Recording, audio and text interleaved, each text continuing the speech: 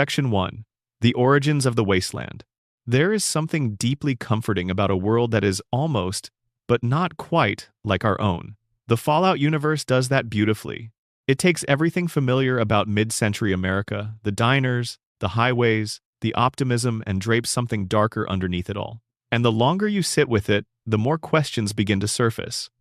Small ones, at first, then bigger ones, then the kind that have no clear answers at all. So settle in, get comfortable, dim the lights if you want to, because tonight we are going to take a slow, unhurried walk through 100 of the strangest, most fascinating, and most persistently unanswered mysteries the Fallout universe has ever produced. We are not rushing. We are not trying to solve everything. Some of these mysteries have no solutions, and sometimes that is exactly the point. Let us start at the very beginning. Mystery 1. Who actually launched the first nuclear bomb? On the 23rd of October 2077, the world ended. Not slowly, not in stages, not with a warning anyone heeded in time. It ended in a single day, a catastrophic exchange of nuclear weapons between the United States and China that incinerated entire cities in minutes and irradiated everything else within hours. The Great War, as survivors would come to call it, began and ended on the same day. But here is the question that the Fallout series has never fully answered in the games, and only partially addressed through the Amazon television series. Who launched first? For decades, the educated guess among fans and lore scholars pointed toward China. The logic was almost simple. The US had been the aggressor in many respects, pushing into Chinese-held territories during the Resource Wars, fighting a grinding conflict on Chinese soil. If China saw the writing on the wall, maybe they decided on a preemptive strike. Some players noted that the US propaganda machines within the games painted America as the victim, though propaganda, by definition, is not reliable history. What the Amazon television series eventually revealed, or at least strongly implied, was something far more unsettling.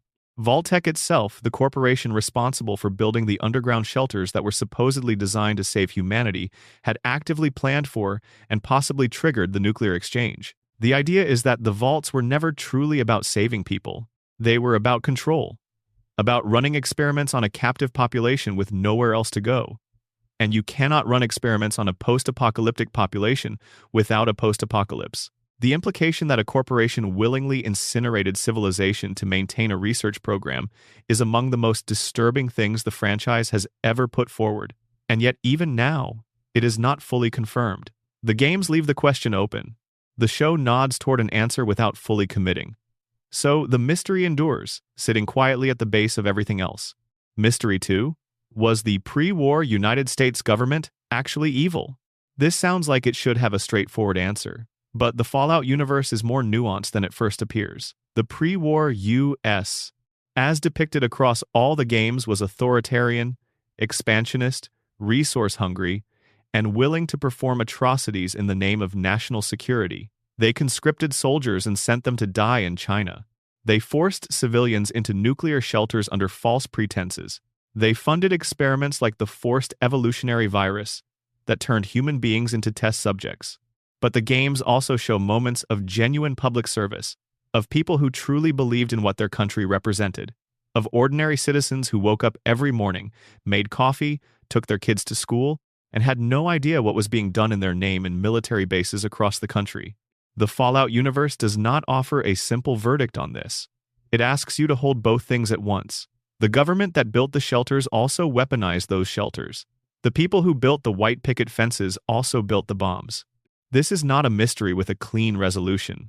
It is the kind of mystery that mirrors something real about how power operates, and that is exactly why it lingers. Mystery 3. What were the Resource Wars really? The Fallout timeline references the Resource Wars as the long, grinding global conflict that preceded the Great War, a decades-long struggle over oil, water, and arable land as the world's natural resources began to run out. Europe fought the Middle East. China invaded Alaska, the United States retaliated, and somewhere in the middle of all of it, the United Nations collapsed and countries began fighting in pairs and clusters rather than through any unified international framework. What the games never fully explain is the texture of daily life during this period. We see glimpses, terminals, and holotapes from before the bombs reference fuel shortages, rationing, the sense that things were getting worse slowly and then very fast. But what did it feel like to be a child growing up during the resource wars? What did teachers tell students when they asked why the lights went out sometimes? What did people believe when the government told them it was going to be okay? The resource wars are a backdrop, a context, but as a mystery of lived human experience, they remain almost entirely unwritten. Mystery 4.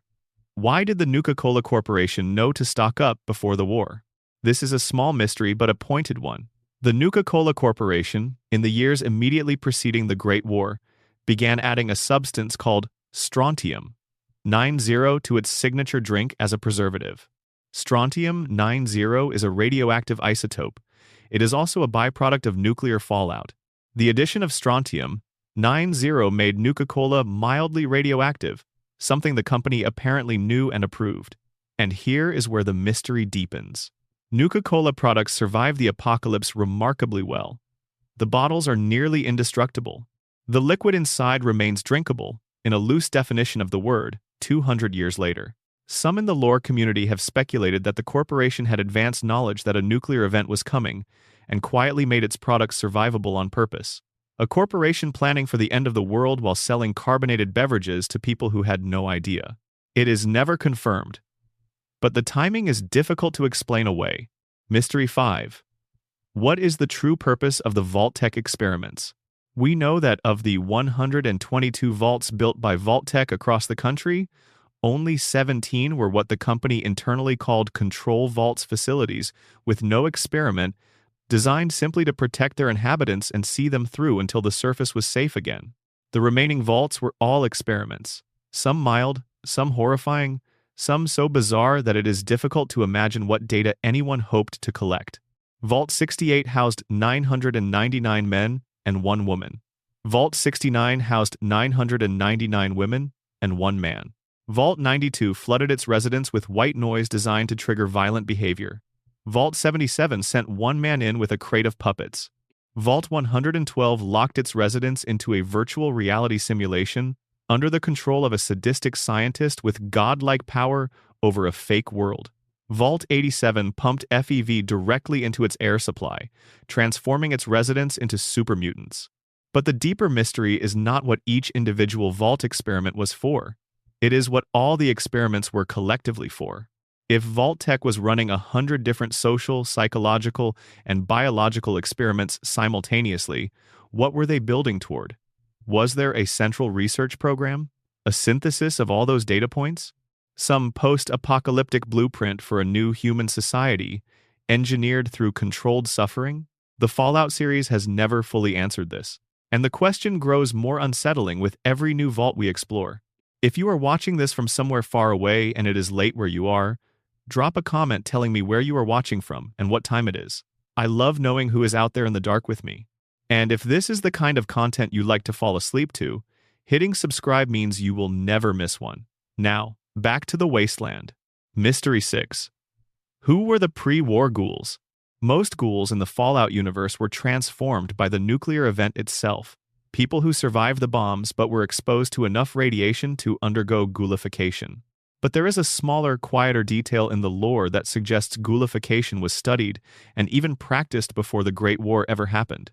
The wiki and certain game terminals confirm that some individuals were deliberately irradiated before 2077, with the intent of creating ghouls who would be immune to the coming nuclear fallout.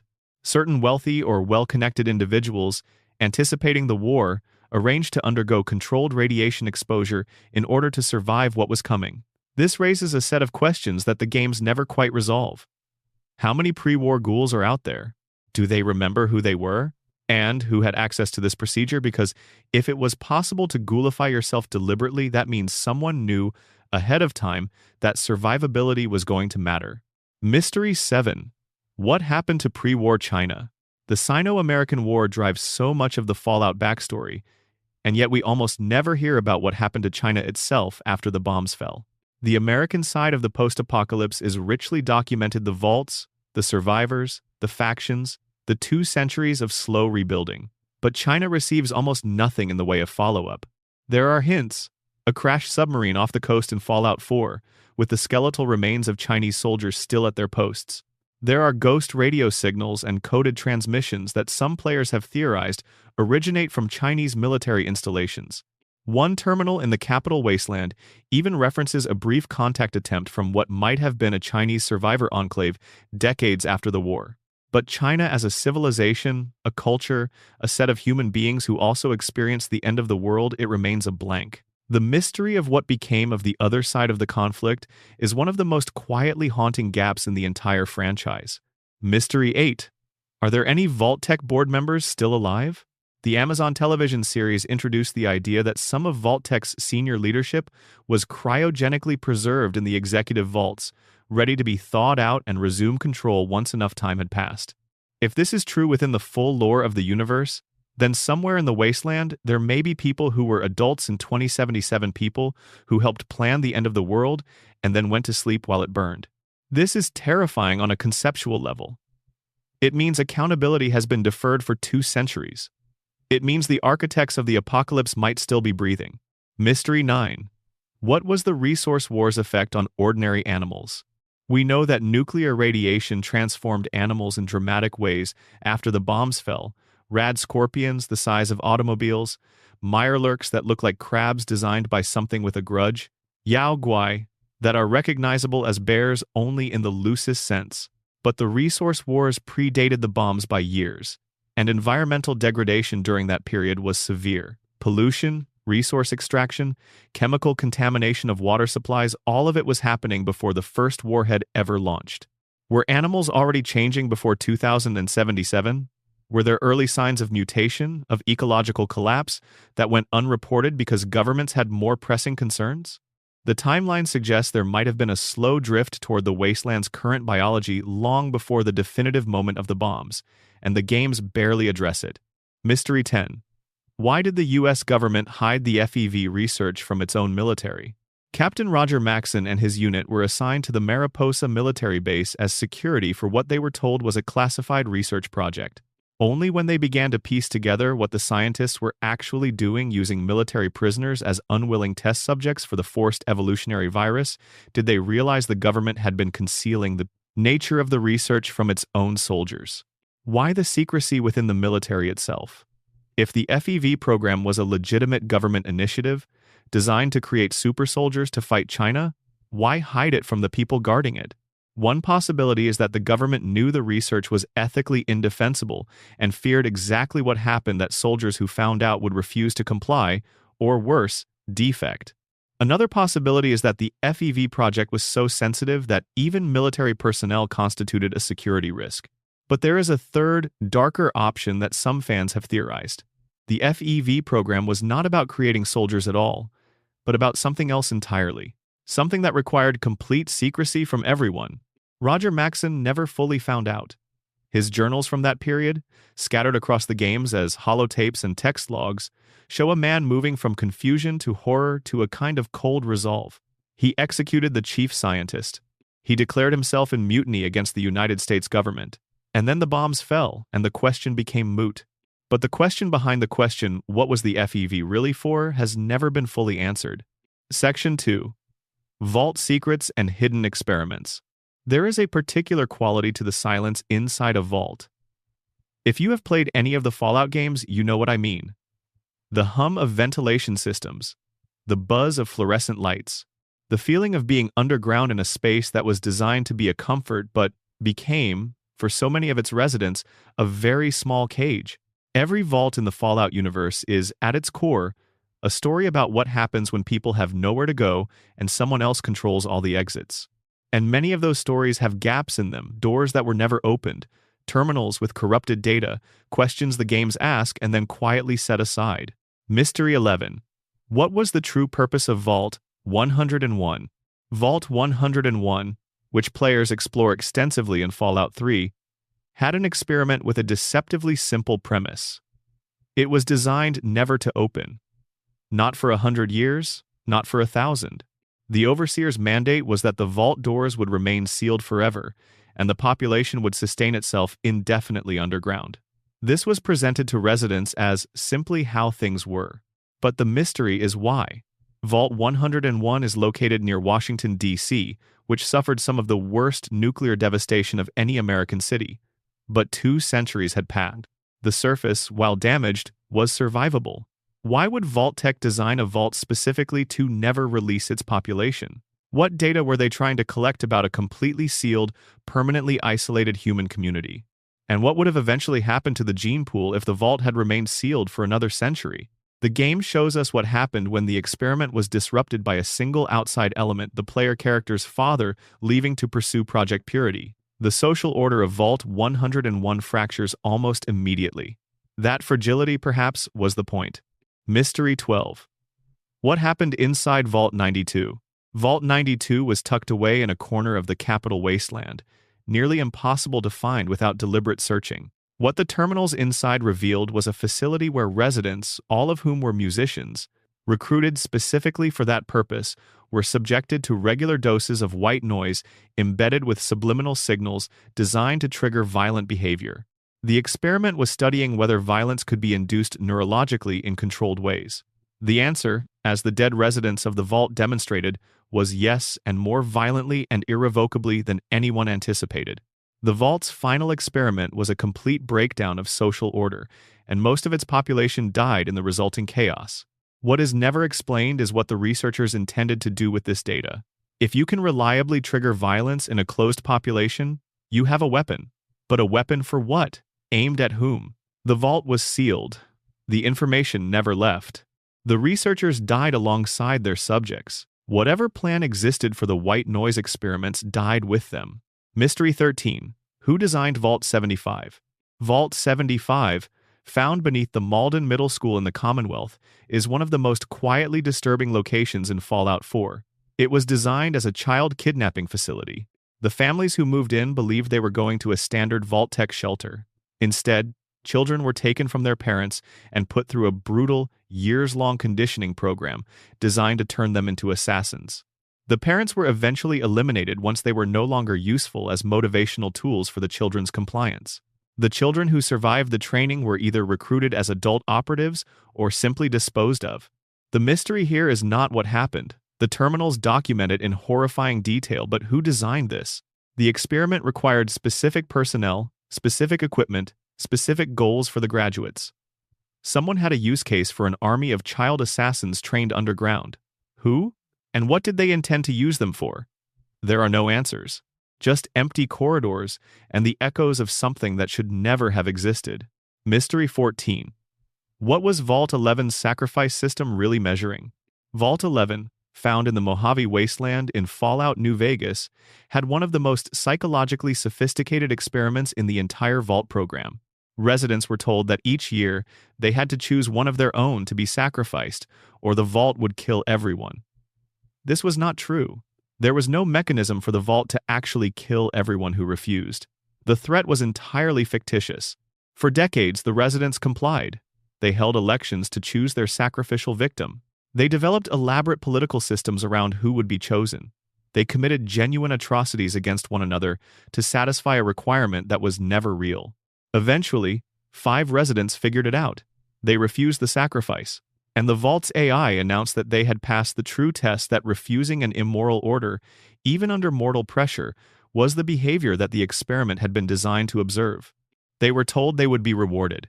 4 of the 5 survivors then killed the 5th because of things she had done during the decades of false sacrifices. The mystery is this. Was Vault 11's experiment about measuring compliance, or about measuring what people do when they are finally freed from compliance? And what did the Vault's AI do with that data? There is a computer in Vault 11 that holds the complete records, but no one has come for them in decades. Mystery 15. Is there a control group for the Vault experiments? The 17 control vaults, the ones with no experiment, are almost more mysterious in some ways than the experimental vaults. If you are designing a massive, multi-generational psychological study, your control group should be your most carefully managed population. They are the baseline against which everything else is measured. And yet the control vaults receive almost no attention in the games. We hear about them in passing as a statistic. We know they existed.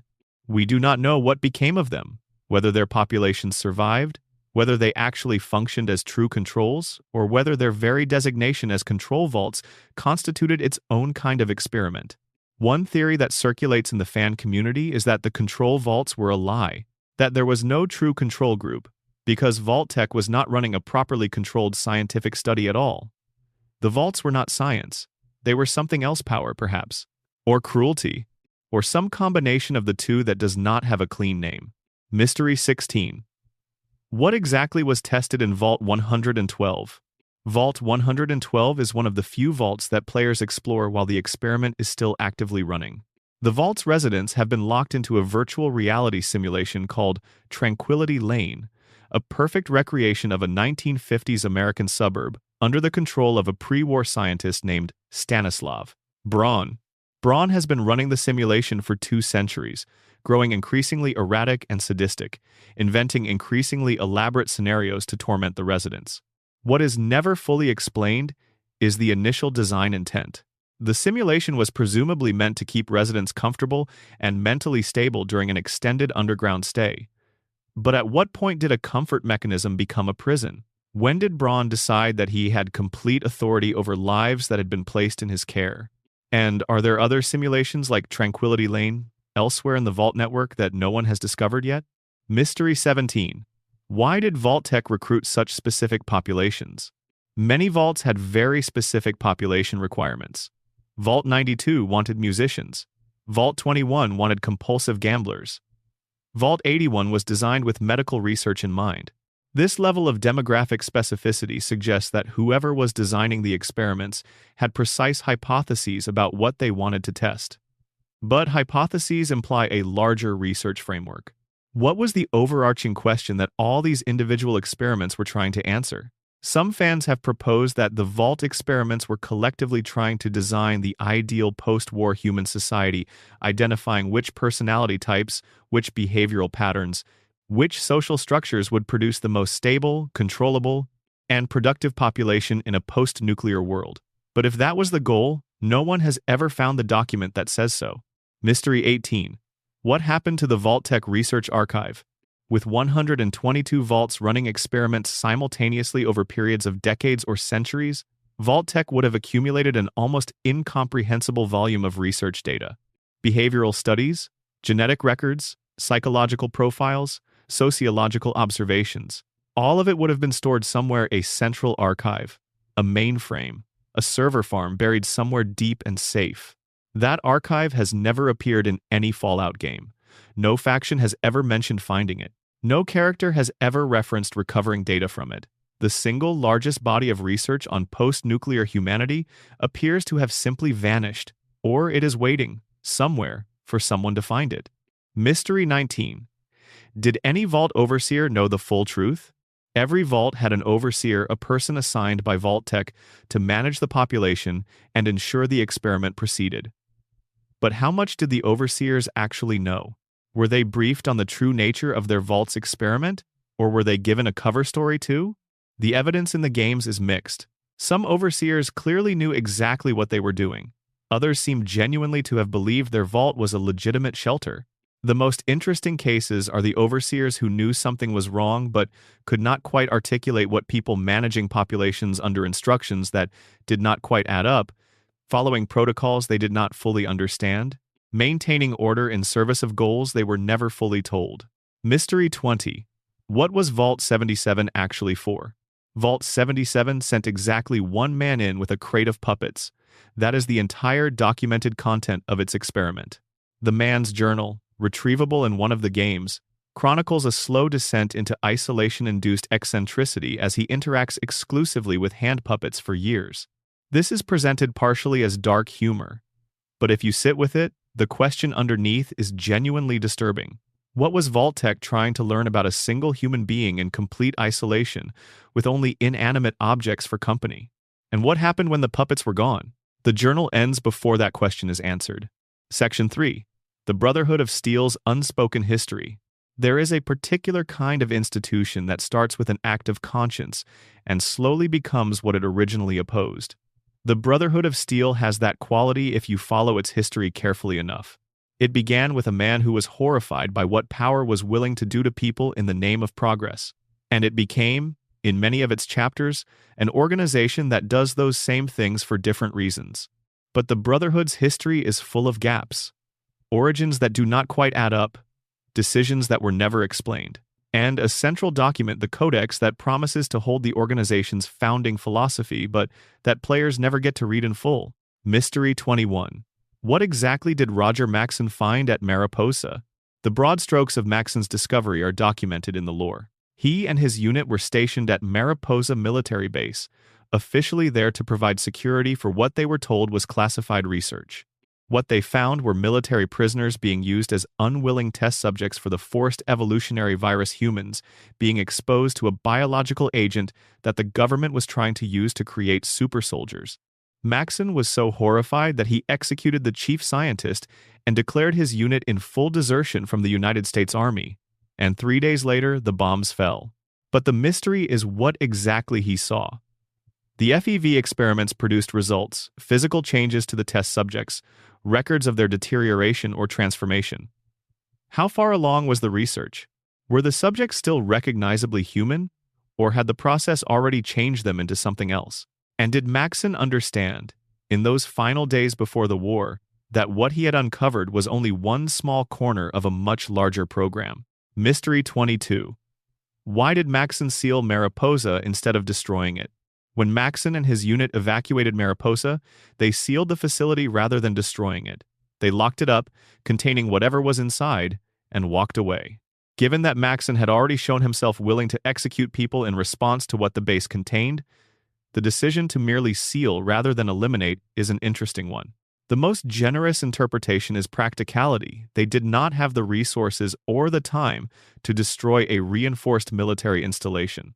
A less generous reading suggests that Maxson, or someone in his unit, saw value in what Mariposa contained, that the knowledge inside was dangerous but not worthless. This ambivalence about the value of dangerous technology would become central to everything the Brotherhood of Steel would ever stand for. Mystery 23. What is actually in the Codex? The Codex is the founding document of the Brotherhood of Steel, a text written by Roger Maxson that contains the organization's rules, hierarchy, philosophy, and guiding principles. It is referenced repeatedly across the games as the source of Brotherhood law, and players almost never get to read it directly. We know fragments. We know the Brotherhood values technology above most other things. We know they believe in controlled access to dangerous technology, and that they will use force to enforce that control. We know that the Codex established the ranked hierarchy of initiates, knights, paladins, and elders that governs the organization. But what is the foundational argument of the Codex? What does Maxson say, in his own words, about why the Brotherhood needs to exist? What does he believe should be done with the world, if they manage to save it? The games keep this document tantalizingly out of reach, always present but never fully quotable. Mystery 24. What happened to the Brotherhood chapters that left Lost Hills? The original Brotherhood chapter established itself at Lost Hills in California. Over decades, it grew and eventually sent expeditions east. But not all Brotherhood chapters remained in contact with Lost Hills. Some went dark, some declared independence. Some, like the Capital Wasteland chapter under Elder Lyons, adopted such significantly different philosophies that the parent organization no longer recognized them as legitimate. What happened to the chapters that simply disappeared? There are scattered references in the games to Brotherhood operations in areas like the Midwest, or to units that set out and never reported back. The Mojave chapter was nearly destroyed by Caesar's Legion. The Appalachian chapter in Fallout 76 faced its own catastrophic collapse. But there are hints of chapters in areas of the map that no Fallout game has ever visited, and their fates are entirely unknown. Mystery 25. Who was Maxson's wife, and what happened to her? The Fallout Bible, a supplementary lore document compiled by Fallout 2 lead designer Chris Avallone, notes that Roger Maxson's wife died during the exodus from Mariposa to Lost Hills. She is mentioned in a single line. She has no name in the available documents. She died on a road trip across a dying world, and the founder of one of the most powerful factions in the Wasteland never talks about her. The absence is pointed. Who was she? Did she know what her husband was doing at Mariposa before the bombs fell?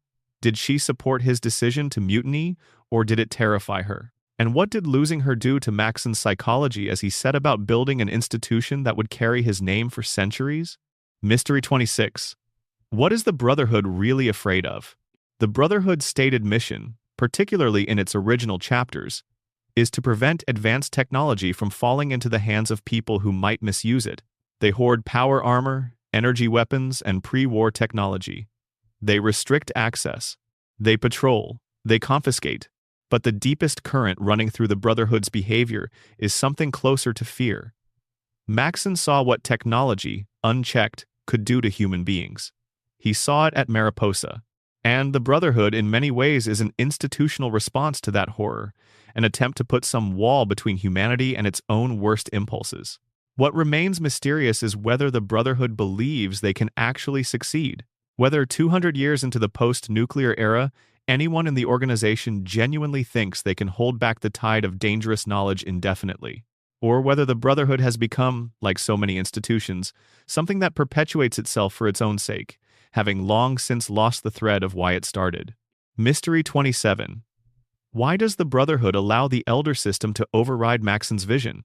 Roger Maxson's Brotherhood was theoretically structured around his vision, but the Elder Council system that developed over generations created a political structure where multiple elders could override, check, or simply ignore what any one member wanted. The most dramatic example of this is the schism between the main Brotherhood body and Elder Owen Lyon's Capital Wasteland chapter, which had fundamentally different priorities and practices. Maxson's codex clearly governed something, but it apparently did not prevent the organization from fracturing along ideological lines repeatedly. What does that tell us about what the codex actually says?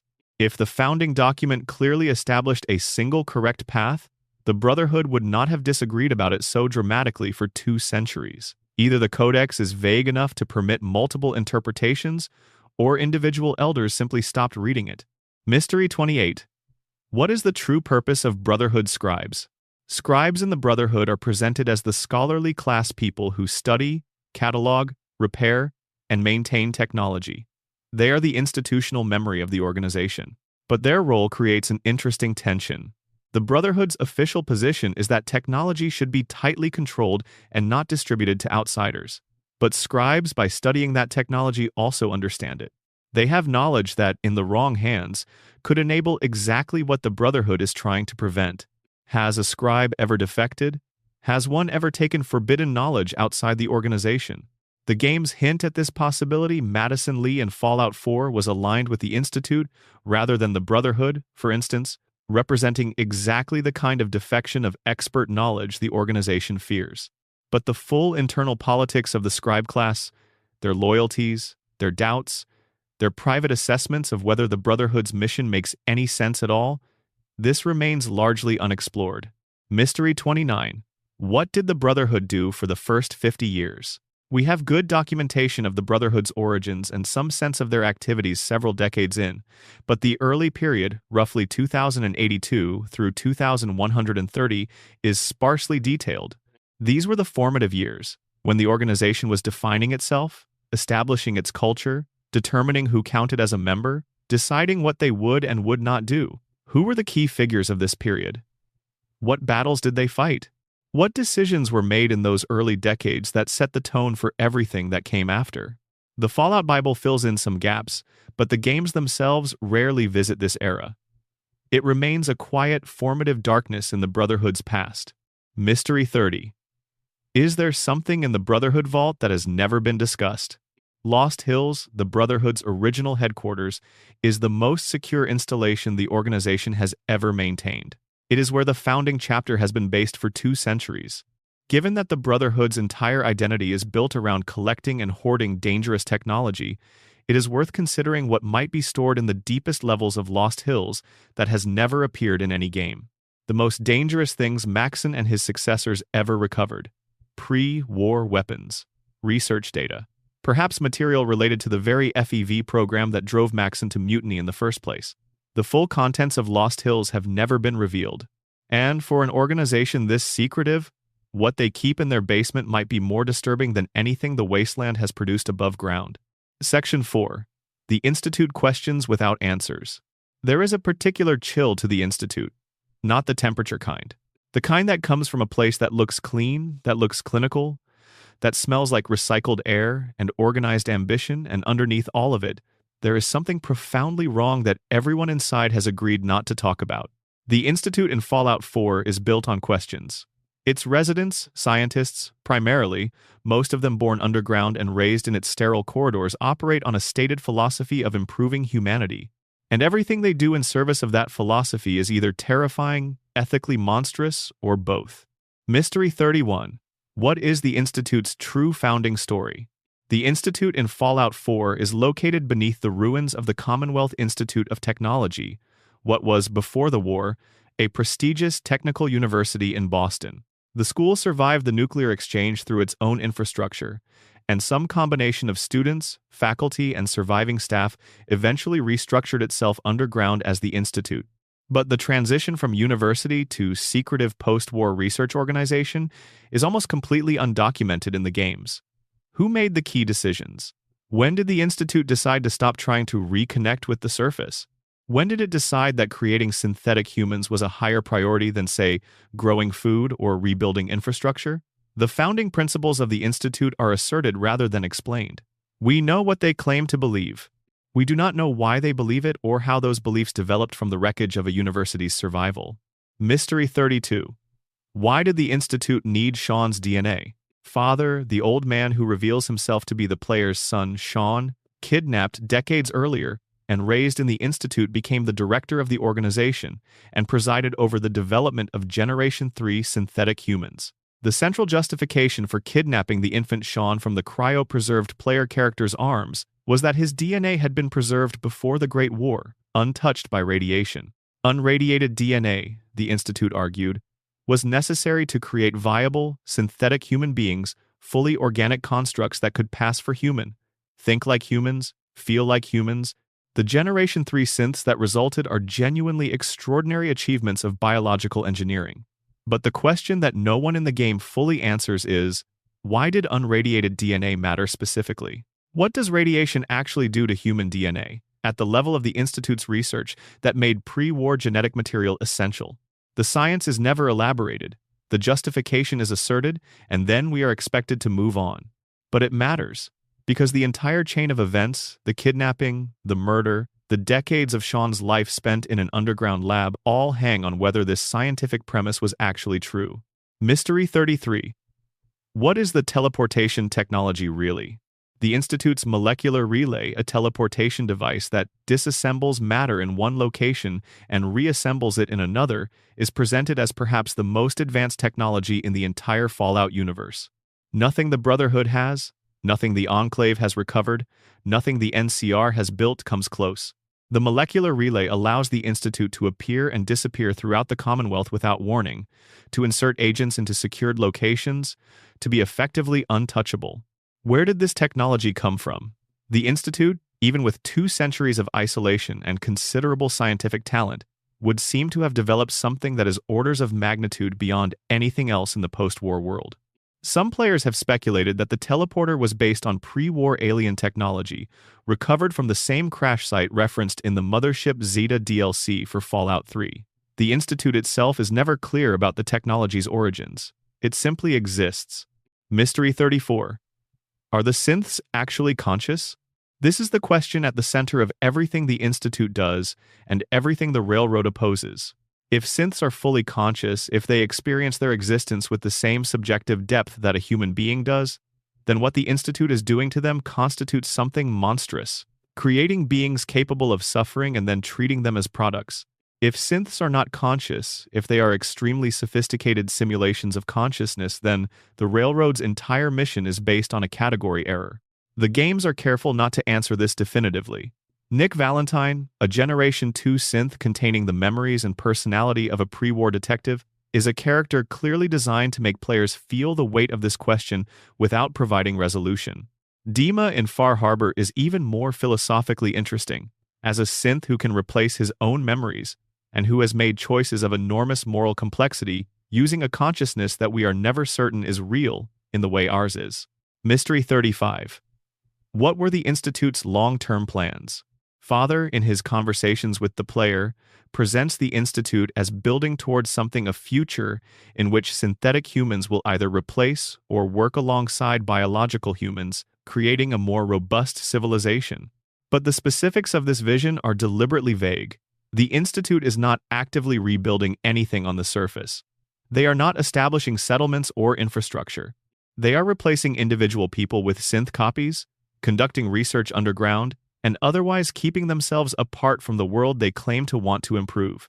If the Institute's goal was genuinely to rebuild civilization, they were going about it in the least efficient way imaginable. What they were actually doing looks much more like building control, the ability to place agents in key positions, to monitor and influence the surface world without being accountable to it. Whether this was always the plan, or whether the organization had genuinely lost sight of its own stated goals, is one of the most interesting unanswered questions in the franchise. Mystery 36. How many synths were released into the wild? The Railroad's mission is to help synths escape the Institute and establish new lives on the surface. This implies that some number of synths succeeded in doing this, people walking around in the Commonwealth who believe themselves to be human, or who know what they are but have chosen to live independently. But we never learn the scope of this. A handful? Hundreds? Are there communities of synths somewhere that no one in the surface world knows about? The implications are significant. If a large number of synths have successfully integrated into surface communities, then the question of synth rights is not abstract. It is immediate and personal, involving specific people living specific lives that they did not choose but that are genuinely theirs. Mystery 37. What is the Courser's full operational history? Coursers are the Institute's enforcement arm. Generation 3 synths with enhanced physical capabilities and combat conditioning, deployed to the surface to retrieve escaped synths, eliminate threats, and maintain the Institute's security. They are terrifying, highly effective, and almost completely opaque as characters. We know almost nothing about what coursers experience internally. Do they develop any sense of identity or preference? Do they ever question their assignments? Do they know that they are the thing they are hunting escaped synths, attempting to live free? The courser that the player interacts with in Fallout 4 is professional to the point of being almost mechanical. But even mechanical behavior requires some internal process to generate it. What is happening inside a courser's head? Mystery 38. Why did Dima choose to stay on Far Harbor? Dima, the synth protagonist of the Far Harbor DLC, is one of the most intellectually interesting characters in the franchise. He is an early model synth who was used by the Institute as a test platform and eventually escaped. He found his way to the island of Far Harbor off the coast of Maine and established a settlement called Acadia for other runaway synths. He has lived there for decades, navigating the complex relationships between human settlers, the children of Adam, and the original fishing community of Far Harbor. He also, in a moment of desperate pragmatism, murdered Far Harbor's original captain and replaced her with a synth who did not know she was a synth, all to maintain a fragile peace. The mystery of Dima is not what he did. It is why he chose to stay. He could have kept moving. He could have found somewhere more remote, more defensible, further from anyone who might come looking. Instead, he built something: a community, a sanctuary, a reason. What does that choice reveal about what Dima believes a synth life is actually for? Mystery 39. What happened to the Institute when it was destroyed? If the player chooses to destroy the Institute in Fallout 4's main quest, the entirety of the underground facility is obliterated in a controlled explosion. Hundreds of scientists, researchers, support staff, and synths die instantly. The molecular relay is gone. Whatever research was being conducted, whatever records existed, whatever plans were in progress, all of it is wiped out. The question the game does not quite address is what this actually means for the Commonwealth long term. The Institute was, in its way, the most advanced technological civilization in the region. Destroying it might have been morally necessary or politically expedient, but it also meant destroying irreplaceable knowledge, irreplaceable resources, and a population that, whatever their organization was doing, included individual people who had dedicated their lives to scientific inquiry. What was lost when the Institute fell? The game frames it as a victory. The full accounting of the loss is left to the player's imagination. Mystery 40. Is there another Institute somewhere? The Institute presents itself as unique, the singular most advanced technological institution in the post-nuclear world. But the pre-war United States had many technical universities, many government research facilities, many classified programs. If MIT became the Institute, did any other institution survive in a similar way? Is there an underground laboratory somewhere else in the country, in Chicago, in Seattle, in the ruins of some southern university doing something similar? The games have never addressed this. But the idea of the Institute as the last and only remnant of institutional scientific inquiry is perhaps the most convenient fiction in the franchise. The wasteland is large. The survivors were many. The knowledge did not disappear entirely when the bombs fell. Section 5. Creatures of the Wasteland and Where They Came From. One of the quiet pleasures of the Fallout universe is the way it approaches its monsters. They are not random. They are not simply irradiated animals that grew large and mean. Almost every creature in the wasteland has a history, a genealogy, a set of decisions made by human beings that produce something that can kill you in 4 seconds flat. The wasteland's fauna is, in a very real sense, a record of pre-war hubris. But that record is incomplete, and some of the gaps are the most interesting parts. Mystery 41. How did the Deathclaw actually become what it is? The Deathclaw's origin story is one of the better documented monster genealogies in the Fallout universe, though it is still full of unresolved questions. The Deathclaw was deliberately engineered by the United States military as a combat asset, a creature designed to replace human soldiers in close-quarters search and destroy operations. The base genetic material was drawn primarily from the Jackson's chameleon, a small, horned lizard from East Africa. To this foundation, the military added genetic material from numerous other animals. Specific sources are never detailed and enhanced the whole thing with FEV modifications. What the military created was a bipedal predator approaching 10 feet tall, armored in thick scales, equipped with claws capable of shredding power armor, with heightened intelligence and a territorial instinct that made them deeply effective in combat scenarios. The mystery is in the specifics of how a small, docile lizard became something capable of routing an entire military unit. The genetic manipulation involved must have been extraordinary.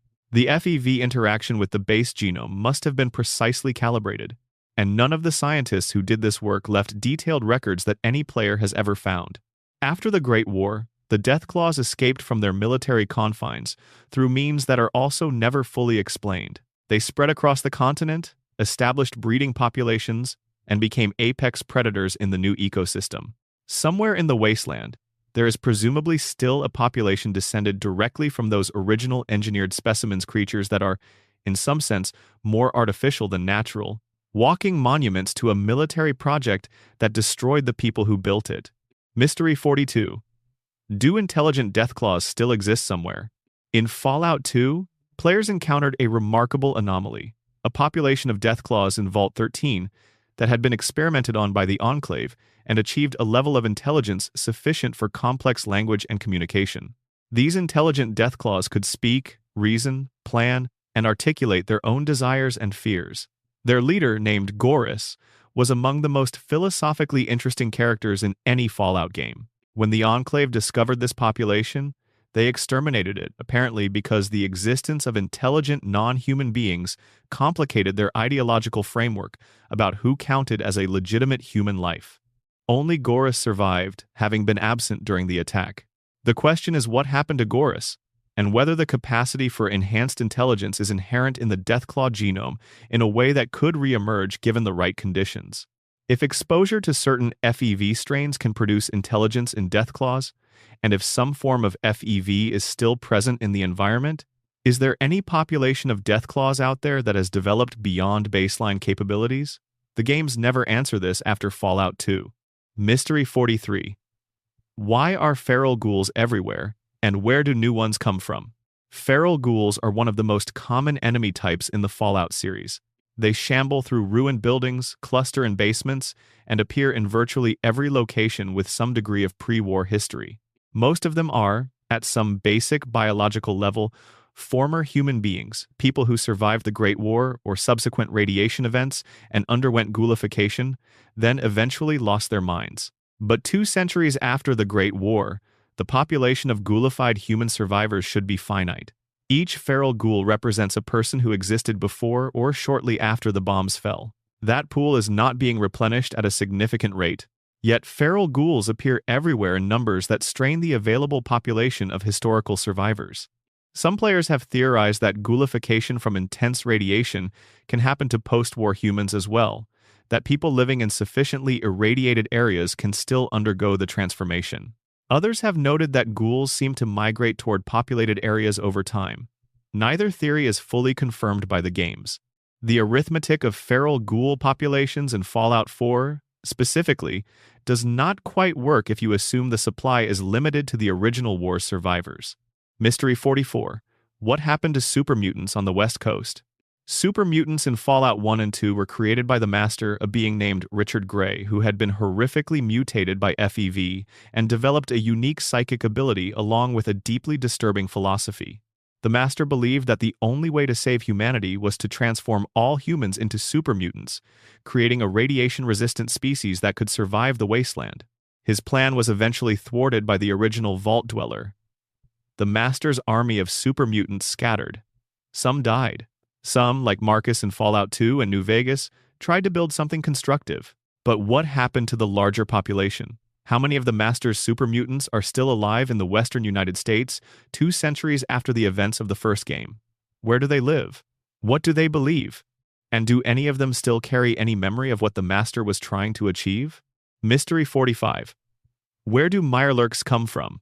Mirelurks are a category of creature found across the East Coast, heavily armored, crab-like entities that cluster near water sources and react aggressively to any human presence.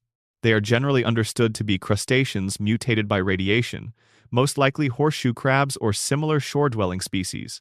But mirelurks show such a wide range of variants: crab mirelurks, snapping turtle mirelurks, the terrifying mirelurk queens, and various others that the single-species mutation theory struggles to account for all of them. Some variants look more like fish than crabs. Others have features suggesting reptile ancestry. The mystery is whether mirelurks represent a single mutated species that has diverged into multiple forms, or whether the term is being used loosely to describe a category of vaguely similar-looking radiation-adapted coastal creatures with entirely different biological origins. No one in the games ever addresses this directly. Mystery 46. What are rad scorpions actually made of? Rad scorpions are enormous, heavily armored, venomous creatures that appear throughout the Fallout wasteland. They are understood to be radiated descendants of ordinary scorpions, mutated to enormous size by centuries of nuclear contamination. The basic explanation holds, but the scale of the transformation raises questions. The largest scorpions that existed before the Great War topped out at around 8 inches. Rad scorpions in the games can be the size of automobiles. The physiological changes required to produce this level of scale increase structural reinforcement of the exoskeleton, increased cardiovascular and respiratory capacity. Expanded venom production would require either very specific and dramatic genetic changes or prolonged exposure to something beyond standard radiation. Some fans have suggested that FEV contamination in the groundwater of certain regions could have accelerated the mutations. Others note that certain pre-war research programs were studying enlarged arthropods for military applications. Neither explanation is confirmed in the games. Mystery 47. Can ghouls actually die of old age? The lore is clear that ghoulification effectively halts the aging process. A ghoul who underwent ghoulification at age 30 will physically remain at age 30 indefinitely. But the question of whether ghouls can die of non-traumatic causes, whether they can simply run down, deplete some essential cellular resource, or develop something analogous to organ failure is genuinely ambiguous. Cooper Howard, the ghoul in the television series, uses a chemical serum to prevent himself from going feral. This implies there is some ongoing biological process that requires management, something that would, without intervention, eventually result in mental deterioration. But is mental deterioration the same as death? Can a feral ghoul theoretically persist indefinitely, or does feralization itself eventually consume the organism? The games have multiple ghouls who have been alive since before the Great War and show no signs of physical deterioration. But we do not know their baseline. We cannot see what 200 years has actually done to their biological systems below the surface. Mystery 48. What happened to the Gator Claws? Nuka World, a DLC for Fallout 4, introduced the Gator Claw, a creature created by mixing American alligator DNA with Jackson's chameleon genetics, clearly related to the Deathclaw project, but constituting an entirely different experimental program. They are terrifying, fast, and difficult to kill. They inhabit the safari section of the Nuka World amusement park. But why were they created? The Nuka World connection suggests a commercial motive. Perhaps the safari was designed to exhibit these creatures as entertainment, in the same way that pre-war America seemed to regard every horrifying scientific development as a potential business opportunity. But was there a military application being explored as well? And are there gator claws outside of Nuka World? If they ever escaped into the southern swamps and waterways of the post-war United States, the ecological consequences would be significant. Mystery 49. Why are Brahmin two-headed? Brahmin are the two-headed cattle of the Fallout Wasteland, a staple food source and draft animal that appear throughout all the games. They are radiation-mutated cattle, that much is clear. But the specific mutation of producing a second functional head is a very particular developmental change that requires explanation beyond radiation happened. Normal radiation exposure produces random mutations, most of which are fatal or at least reproductively non-viable. For the two-headed Brahmin to have become the dominant cattle phenotype in the post-war wasteland, the two-headed mutation must have provided a survival advantage significant enough to outcompete single-headed individuals within a few generations. What is the advantage of two heads for a grazing animal? The games never address this, and the question turns out to be genuinely interesting from a biological standpoint. Mystery 50. Is there anything left of the pre-war animal ecosystem? 2 centuries after nuclear devastation, what remains of the wildlife that existed before 2077? The games show a wasteland dominated by mutated variants of pre-war species. But in remote areas, mountains, deep forests, isolated islands, could there be populations of unaffected animals carrying forward the original genetics of their species? The Far Harbor DLC hints at this with its foggy island setting, where the isolation has produced unique ecological pressures. But the broader question of pre-war animal survival across the continent is never addressed. Are there mountain goats in the Rockies that look exactly like they did in 2076? Are there fish in deep freshwater lakes that have never been contaminated? The wasteland's ecology is presented as uniformly transformed, but ecosystems rarely work that way, even after catastrophic events. Section 6. Lost Locations and Forgotten Places. The Fallout games are full of places you can almost get to. An impassable radiation field with a building visible on the other side, a locked door with no key, a road that extends beyond the edge of the map. Every Bethesda RPG has these kinds of tantalizing almosts, but Fallout's use of them feels particularly intentional. The wasteland is enormous. The games can only show you so much of it, and the things they choose not to show you become mysteries by default. Mystery 51. What is in the center of the glowing sea? The glowing sea in Fallout 4 is the most heavily irradiated region of the map, a massive crater where a nuclear warhead struck the Boston area directly, leaving behind a landscape of blasted rock and perpetual radioactive fog. Players can explore the outer regions of the glowing sea with sufficient radiation resistance. But the heart of the crater, where the radiation is most intense, is functionally inaccessible even with maximum protection. The children of Adam have established a presence in the glowing sea, treating it as sacred ground. Their crater of Adam settlement sits in the outer ring. But the very center, what would have been ground zero of the blast, is described as more intensely irradiated than anywhere else in the region. What is there? Is it simply rock and glass? Is there something from the original warhead still intact? Has something else moved into that extreme environment that even the children of Adam do not approach? Mystery 52. What happened to New York City? New York City, one of the most densely populated cities in pre-war America, is referenced occasionally in Fallout lore but never visited in any mainline game.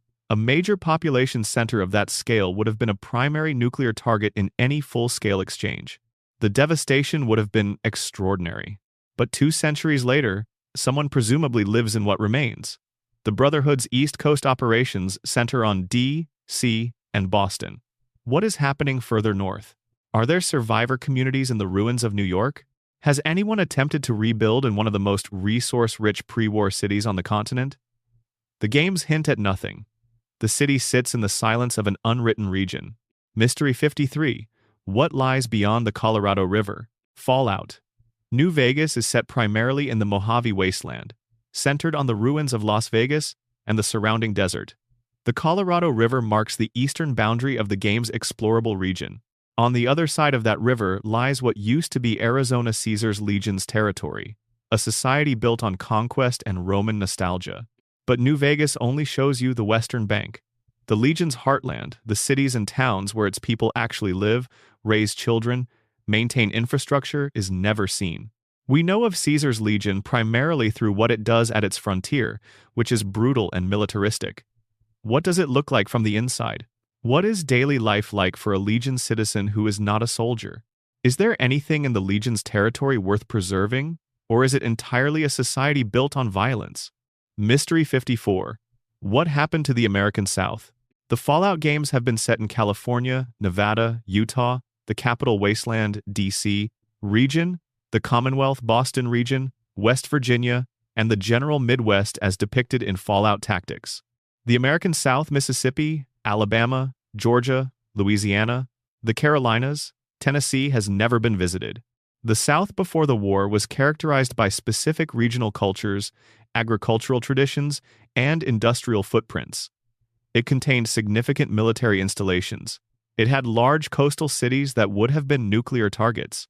And it is, climatically, among the most biologically productive regions of the country, meaning that 2 centuries of radiation might have produced some remarkable mutations in its swamps, bayous, and forests. What version of the South survived? What factions formed? What does New Orleans look like in 2287? The silence is complete. Mystery 55. Where is the rest of the pre-war government?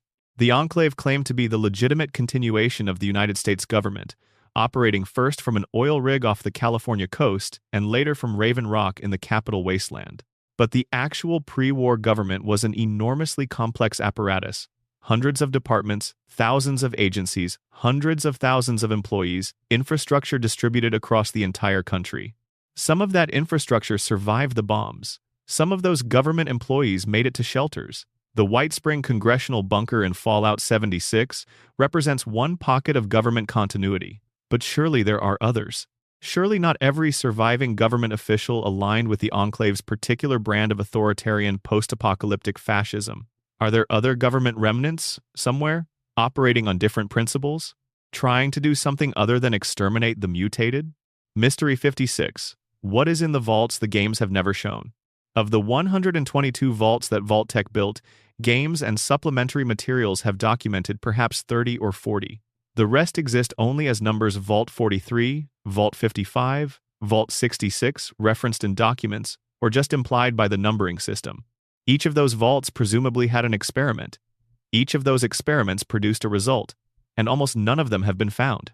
Somewhere out there, in regions no Fallout game has ever visited, there are sealed vaults still running populations that have never had contact with the outside world. Experiments still proceeding 2 centuries after the bombs fell. People who have no idea that the world above has kept moving without them. Mystery 57. What is the abandoned shack with the hidden door? In Fallout 3, there is a nondescript building in the Capital Wasteland that contains, for reasons the game never explains, a hatch leading to a hidden underground area, stocked with a small amount of supplies, and showing evidence of recent habitation. No quest leads here. No character mentions it. The developer commentary, to the extent that any exists, never addresses it. Places like this appear in all the Fallout games, small, inexplicably specific details that suggest a story the developers never told. Whether these were planned quest locations that were cut, or simply atmospheric texture added by level designers with a fondness for mystery, is rarely confirmed. Mystery 58. What is the true extent of the Divide? The Divide, explored in the Lonesome Road DLC for Fallout, New Vegas, is a region of the American Southwest that was transformed into a catastrophic landscape of canyons, ruins, and perpetual electromagnetic storms by a series of underground nuclear detonations. The Courier's history with the Divide is central to the DLC's story. But the geography of the Divide, how large it is, where exactly it is located, what communities existed in the region before the nuclear blasts, is only partially described. The DLC shows you one path through it. The full scope of what was destroyed, and what remains on the other side, is left largely imagined. Mystery 59. Is there any Fallout location connected to extraterrestrial activity?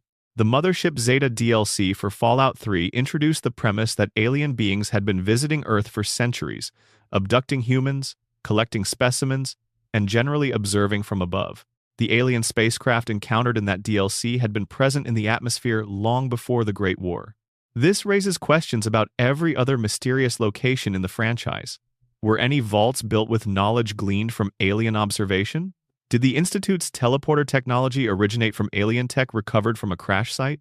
Are the strange obelisks and unexplained energy signatures found in certain corners of the wasteland related to alien activity? The games have been reluctant to confirm alien involvement in any of the major mysteries, keeping it contained to the one explicit DLC. But the seed was planted. Mystery 60. What are the footprints in Vault 11's canyon? Near Vault 11 in New Vegas, in the canyon approaches to the vault entrance, there are what appear to be enormous footprints pressed into the hardened mud tracks too large to belong to any identified wasteland creature. They lead toward the vault and disappear. They are never explained in any game document or dialogue. This is a small thing. It might be nothing more than a texture anomaly or an inadvertent visual artifact. But in a game as deliberately detailed as New Vegas, placed near one of the most carefully designed vaults in the franchise, the footprints feel like they should mean something. And they remain, decades after the game's release, without a clear explanation. Section 7. The Enclave and the Shadow Government. There is something almost operatic about the Enclave. The sheer grandeur of their self-regard, the certainty with which they believe themselves to be the rightful rulers of a world they helped destroy it, reads as tragedy if you are feeling generous, and as satire if you are not. They are the heirs to a government that voluntarily ended civilization to avoid losing a war, and they are bewildered that no one treats them as legitimate. But underneath the opera, there are genuine mysteries, things the Enclave does and says that do not quite fit the story they tell about themselves. Mystery 61. How long was the Enclave on the oil rig before anyone knew they existed? The Control Station Enclave, the oil rig off the California coast that served as the organization's headquarters for decades after the Great War, managed to remain completely unknown to the wasteland at large for an extraordinary period of time. By the events of Fallout 2, set in 2241, even the well-traveled and well-informed communities of the NCR seem to have had only vague awareness of the Enclave's existence. How? An oil rig in the Pacific Ocean, staffed by what must have been hundreds of military personnel and their families, maintaining vertibirds and advanced technology, representing the organizational remnant of the pre-war United States government, and somehow remained a ghost for over a century? The most plausible explanation involves a combination of geographic isolation and deliberate operational security. But even deliberate secrecy should have leaked somewhere, to someone, over 160 years. The Enclave's invisibility, for so long, is itself a mystery. Mystery 62. Who were the civilian residents of the oil rig? The Enclave's military and scientific personnel are documented to some degree, but the oil rig also housed the families of its military staff people who had lived their entire lives in isolation from the wasteland, born on a floating platform in the Pacific Ocean, raised on propaganda about the mutation-riddled people living in the ruins of America. What was daily life like for an Enclave civilian? What did they do? What did they know? Did they believe what the Enclave told them about the outside world? Or did some of them have doubts? Were there children born on the rig who grew up never having seen land, never having met a wastelander, never having any frame of reference for what their organization was preparing to do? These people are almost entirely absent from the games. They are casualties of an action the player takes in Fallout 2 without really meeting them first. Their lives and experiences remain almost entirely imagined. Mystery 63. What happened to Enclave remnants across the country? After the destruction of the oil rig in Fallout 2 and the subsequent defeat at Adams Air Force Base in Fallout 3, the Enclave as a coherent organization was functionally broken. Scattered survivors fled into the wasteland. Some joined other factions. Some established small hidden enclaves of their own.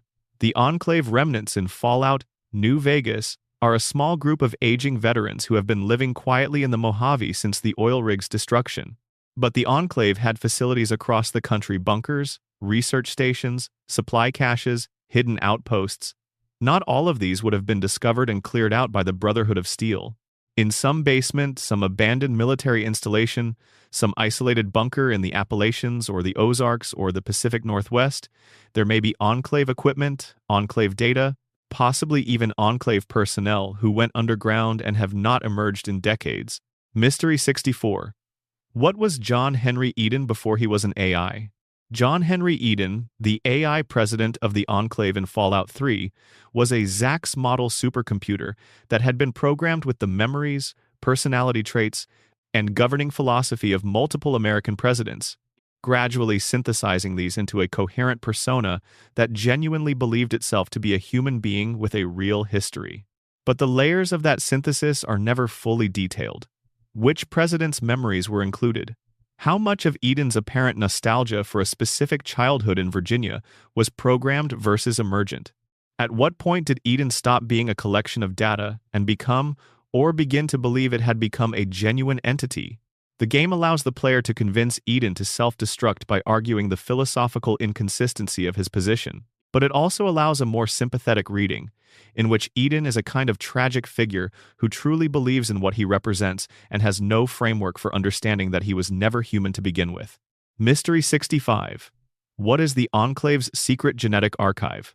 In Fallout 2, President Richardson references the importance of clean human genetic material DNA untouched by radiation mutation, preserved from before the Great War.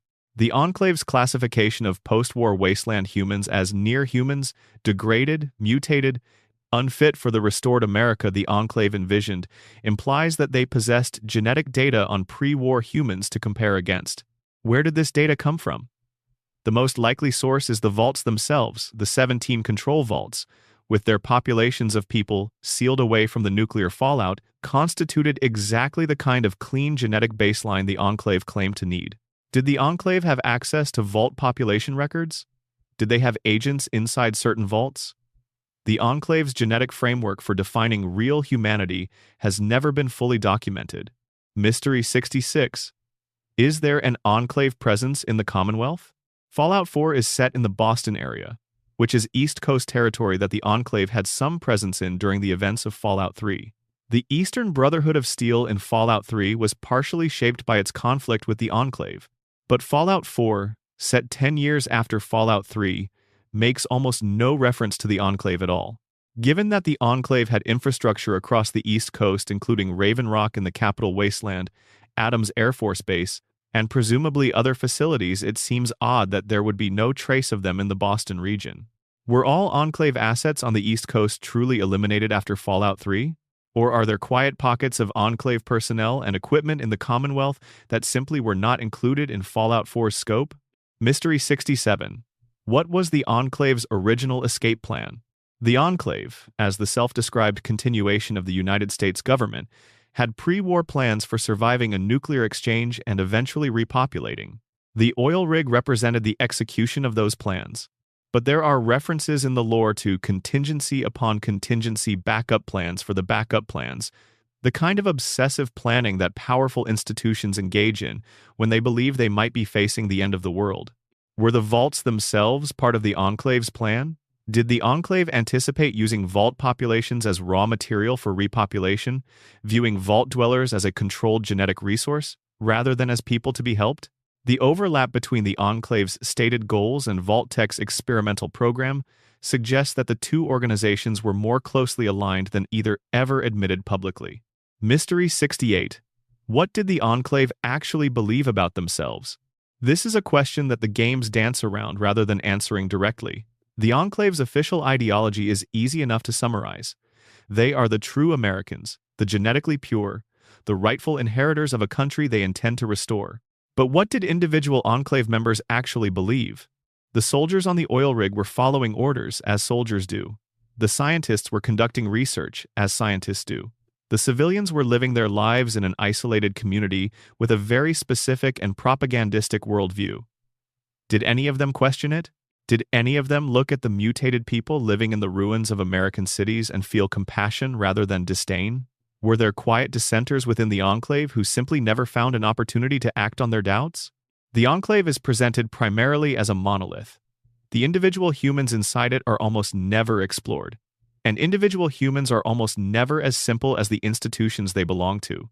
Mystery 69. What was the Enclave's plan if it had succeeded? The Enclave's plan in Fallout 2 was to release a modified strain of FEV into the world's jet streams, killing everyone with any degree of radiation mutation, which is to say, virtually everyone who survived the nuclear war and is now living in the wasteland. This would have left the world depopulated except for the Enclave itself, and whatever communities of unirradiated people might have existed. If this plan had worked, what comes next? The Enclave's population on the oil rig was relatively small. Even if they brought vault populations into their calculations, they would have been rebuilding civilization from a remarkably small genetic pool. The logistics of repopulating a devastated continent with a few thousand people, even with access to pre-war technology, would have been extraordinary. Did the Enclave have a plan for this? Or was their vision of restoration always more symbolic than practical, a gesture toward an idea of America rather than a coherent blueprint for rebuilding one? Mystery 70. Why did the Enclave never weaponize the FEV effectively before Fallout 2? The Enclave had access to FEV for decades before the events of Fallout 2. If their plan was always to use it as a population elimination tool, why did they wait so long? What were they doing with FEV in the decades between the Great War and the events of the games? The oil rig's lab facilities suggest ongoing research, presumably refinement of the FEV strain to ensure it would do exactly what they wanted without killing the Enclave itself. But decades of research is a long time. Either the problem was more technically difficult than it sounds, or the Enclave had reservations about proceeding, or there were internal disagreements about the plan that took decades to resolve. The game does not tell us which. Section 8. Characters with hidden pasts. The people of the wasteland carry their histories with them in ways they do not always admit. A name change to avoid recognition. A skill set that does not quite match the story being told. A reaction too quick or too sharp when certain subjects arise. The Fallout games have always been good at characters who are more than they appear. Mystery 71. Who was Nick Valentine before the war? Really? Nick Valentine's backstory is presented in Fallout 4 as one of the most emotionally rich in the game. The original Nick Valentine was a pre-war detective in Boston who fell in love with a woman named Jenny, only to have her murdered by a gangster named Eddie Winter. He cooperated with law enforcement to bring Winter to justice, and was himself gunned down in an alley before he could see the case concluded. At some point, and the game is deliberately vague about the mechanism, Nick's memories and personality were uploaded into a Generation 2 synth body by the Institute, who apparently used him as a test case for personality transfer technology. This explains how Nick Valentine exists in 2287. He is not the original person, but the original's memories have become genuinely his. What the game does not fully explain is why the Institute chose Nick specifically. He was a detective, not a scientist. He had no particular resources or connections that the Institute would have wanted. Was he chosen because the Institute found his memories while archiving pre-war data? Or did someone in the Institute know who Nick Valentine was and deliberately choose him? The personal dimension, the sense that Nick's recreation was intentional rather than accidental, is never ruled out. Mystery 72. What is the true identity of the mysterious stranger? The mysterious stranger is one of the most persistent figures in the entire Fallout franchise.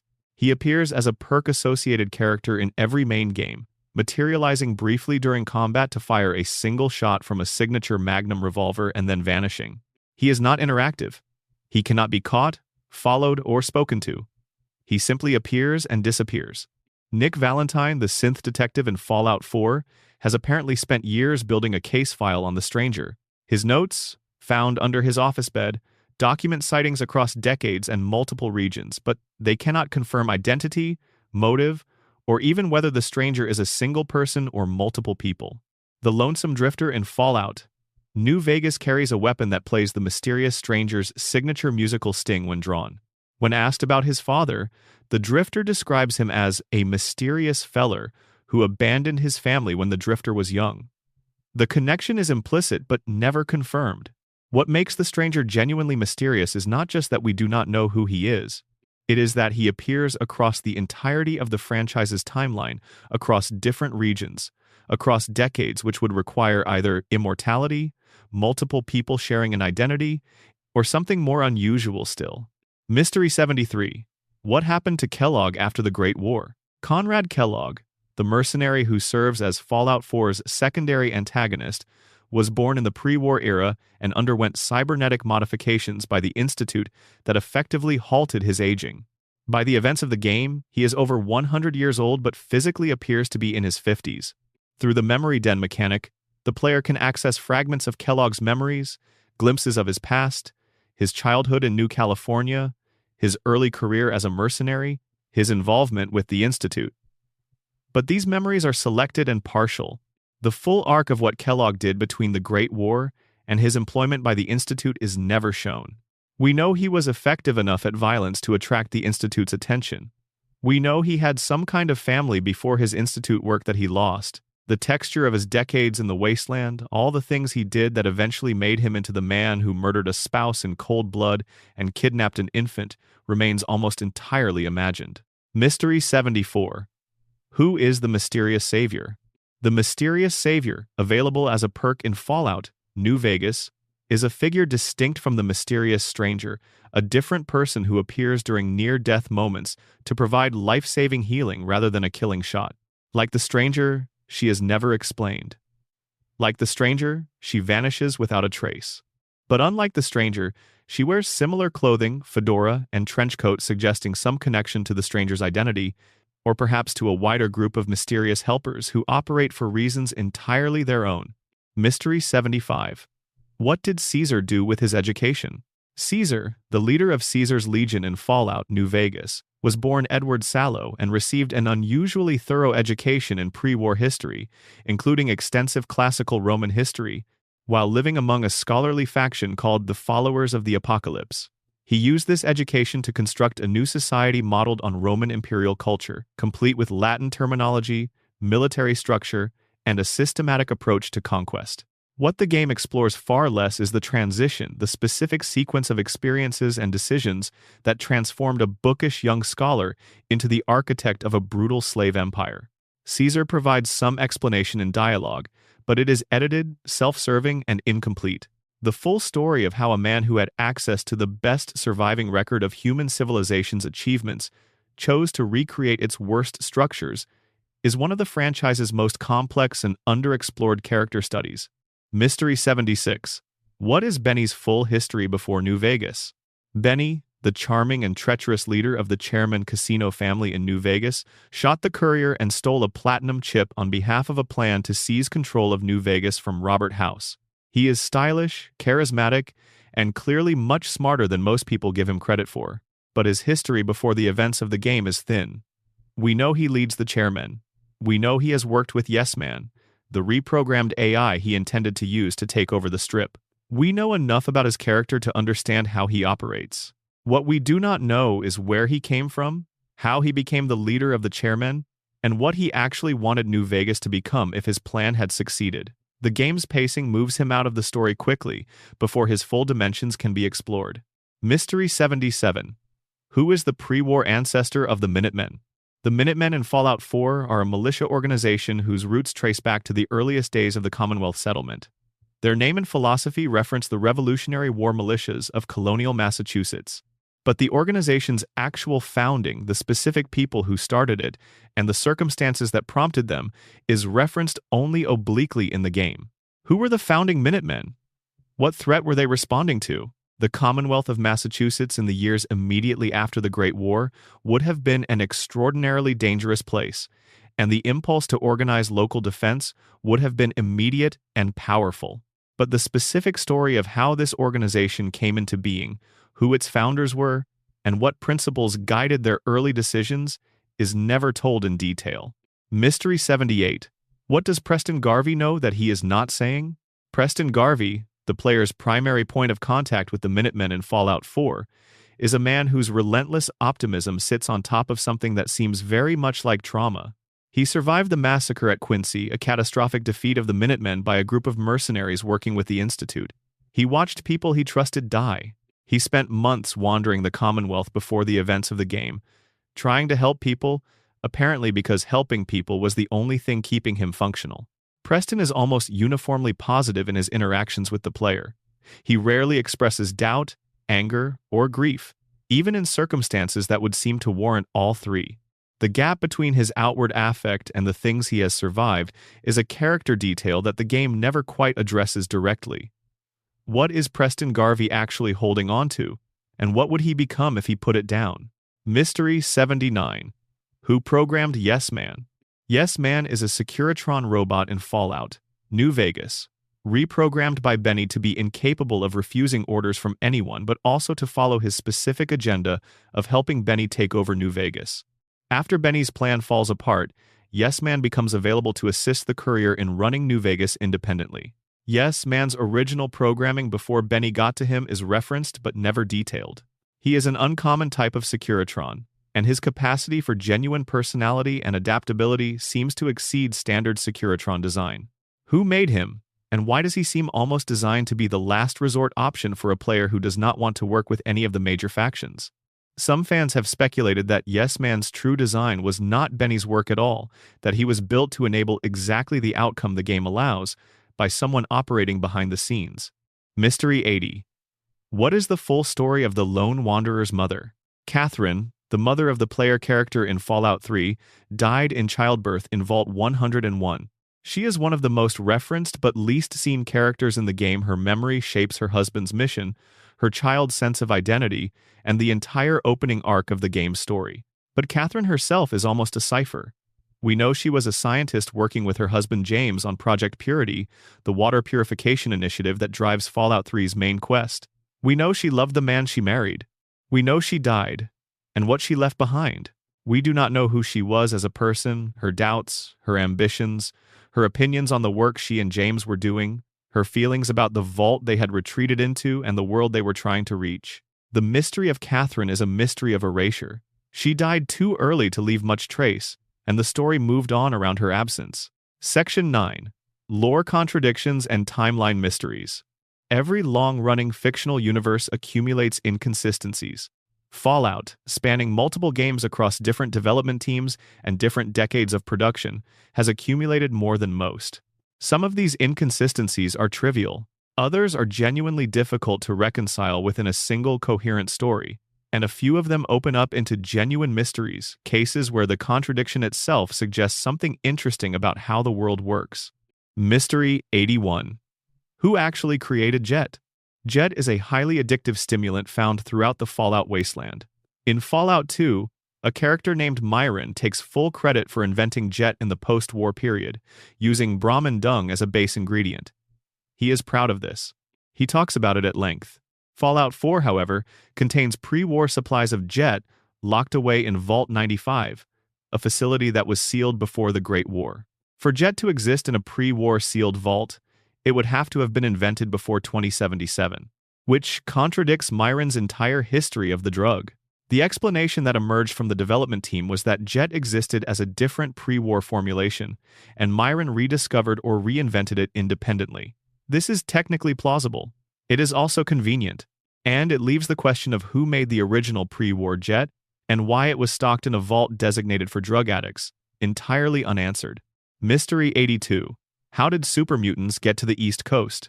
Super mutants in the original Fallout games were a West Coast phenomenon, the Master's Army, created from West Coast FEV exposure and the Mariposa military base experiments. When Fallout 3 placed a substantial super mutant population in the capital wasteland, thousands of miles from where any of the FEV experimentation had occurred, it required an explanation. The game provided one. Vault 87, located near Washington, D.C., had been subjected to a different strain of FEV pumped directly into the air supply. The vault's residents were transformed into super mutants, and the population spread from there. But the two FEV strains West Coast and East Coast produce notably different super mutants. West Coast super mutants are more intelligent on average and culturally coherent. East Coast super mutants are generally less intelligent and more aggressive. The genetic mechanisms that would produce these differences in populations exposed to what is nominally the same virus are never explored. Mystery 83. Why does the NCR's fate change so dramatically between games? The New California Republic appears in Fallout 2 as a growing, flawed but functional democratic nation working to rebuild civilization. In Fallout New Vegas, set decades later, the NCR has expanded significantly but is clearly overextended and struggling with corruption, political dysfunction, and a grinding military campaign in the Mojave. In the Amazon television series, the NCR appears to have experienced catastrophic collapse. Shady Sands, its capital city, was apparently destroyed by a nuclear bomb in the 2280s. This raised enormous controversy among fans of New Vegas, who felt that the destruction of the NCR effectively retconned the game's events. The show's creators and Bethesda's design director have maintained that New Vegas is still canon, and that the fall of Shady Sands represents the beginning of the NCR's decline rather than the erasure of everything that happened before. Whether this is a satisfying reconciliation is a matter of genuine debate, and the full timeline of what happened to the NCR between New Vegas and the television series remains a moving target. Mystery 84. Where did the East Coast Brotherhood of Steel get its airship? The Prydwen, the enormous airship that serves as the East Coast Brotherhood's mobile headquarters in Fallout 4, is a technological achievement that seems to exceed the Brotherhood's known capabilities. It is massive, functional, and capable of sustained flight requirements that would have demanded extraordinary resources of materials, fuel, and engineering expertise to construct. The game establishes that the Prydwen was built under Elder Maxon's direction after the events of Fallout 3, but the specifics of how a faction that had spent years fighting in the capital wasteland suddenly had the capacity to build a functioning aircraft carrier are never fully addressed. What did they use as a shipyard? Where did the materials come from? Who had the engineering knowledge to design it? Mystery 85. What is the full history of the NCR Brotherhood War? By the time of Fallout, New Vegas, the NCR and the Brotherhood of Steel have been in a state of open conflict for years. The Brotherhood has been largely driven from NCR territory, with their bunkers either destroyed or abandoned. The Brotherhood chapter in the Mojave is in hiding, their numbers desperately low. But the causes of this war are only discussed in broad terms. The Brotherhood refused to share technology with the NCR. The NCR responded with force. The specific incidents that escalated disagreement into open warfare, the individuals on both sides who made key decisions, the battles and atrocities that hardened attitudes on each side. All of this is background that the game acknowledges but does not illuminate. It is someone else's war, over before the player arrived. Mystery 86. What happened to the Followers of the Apocalypse? The Followers of the Apocalypse are a faction from the original Fallout games, a humanist organization dedicated to education, medicine, and the free distribution of knowledge in the wasteland. They appear in New Vegas as one of the more sympathetic factions, running clinics, providing education, and generally trying to do good without political affiliation. But their role in the larger wasteland history is murky. They were clearly influential in the early years of the NCR's formation. Caesar himself was educated by Followers scholars. They have operations across multiple regions, and yet they are never a major power player in any game. Always on the margins, always in service of other people's struggles. What do the Followers actually want for the wasteland? What is their vision of a restored civilization? And in the regions the games have never visited, are their Followers chapters operating in ways that might make them more historically significant than their treatment in the games suggests? Mystery 87. Is Fallout Tactics canon? Fallout Tactics, Brotherhood of Steel, released in 2001, depicted a Brotherhood chapter in the American Midwest, in the ruins of Chicago and surrounding areas, dealing with a different set of post-war political and military challenges from those of the West Coast or East Coast games. It is a good game with distinctive lore elements. Whether it is fully canonical is a question the franchise has never settled. Bethesda has been non-committal. Some elements of Tactics lore have been referenced or, at least, not contradicted in later games. Others are more difficult to reconcile. The Midwest Brotherhood, the Calculator AI villain, the specific factions of the region, all of these remain in a state of uncertain canonical status, which is itself a kind of mystery about the nature of the world the games share. Mystery 88. What are the long-term genetic consequences of FEV exposure? FEV, the forced evolutionary virus, is one of the most consequential elements in Fallout lore. It produces super mutants when used in full concentration. It may contribute to Deathclaw mutations. It has been released into the environment in multiple locations, where it presumably continues to affect local populations. What are the long-term genetic consequences of having FEV present in a region's water supply, soil, and air for 2 centuries? Would it produce gradual changes in ordinary humans, not the dramatic transformation of super mutants, but subtle generational shifts in physiology? Are the people of the capital wasteland, living near Vault-87's FEV contamination, biologically different from people in, say, New Vegas, in ways that have not yet become apparent? The games treat FEV exposure as a binary. Either it transforms you dramatically or you are unaffected. The subtler possibility of long-term low-level exposure effects is never addressed. Mystery 89. What do the robot factions actually want? Fallout 4's Automatron DLC introduced a faction of robots called the Rust Devils and the Mysterious Mechanist, who was assembling robot armies for reasons that turn out to be well-intentioned but wildly mistaken. But the broader question of robot faction goals in the Fallout universe has never been fully addressed. Mr. House runs New Vegas through a combination of Securitrons and political cunning. The Institute's robots are tools rather than a faction. But in the wider wasteland, there are operational robots from the pre-war era still running their original programming, centuries after the humans who built them are gone, maintaining parking lots that no longer exist, guarding facilities that have no other living occupants, following protocols for situations that will never recur. What do these robots want, if they want anything? Are there robots in the wasteland that have, over 2 centuries of operation, developed something like preference or purpose beyond their original programming? And if so, have any of them begun to act on it in ways no one has noticed yet? Mystery 90. Why have no Fallout games ever visited the Pacific Northwest? The Pacific Northwest Oregon, Washington State, British Columbia represents a region that, depending on which nuclear targets were prioritized, might have survived the Great War with significantly less direct devastation than California, Nevada, or the East Coast. The region has abundant water, temperate climate, and vast forests that would have been more ecologically resilient than the California desert. 2 centuries of recovery might have produced something genuinely different from the rest of the wasteland, a region where communities had more resources to work with, where the rebuilding happened faster, where the resulting society looks different from anything depicted in the games to date. Whether this region even appears in future games is unknown. That it has not been explored yet is one of the larger blank spaces on the franchise's map. Section 10. Real-world connections and developer Easter eggs. One of the more charming qualities of the Fallout games is the way they carry their creators inside them. Not in any obvious or self-aggrandizing way, but in the small, hidden, deeply personal details that level designers, writers, and programmers tuck into corners where most players will never look.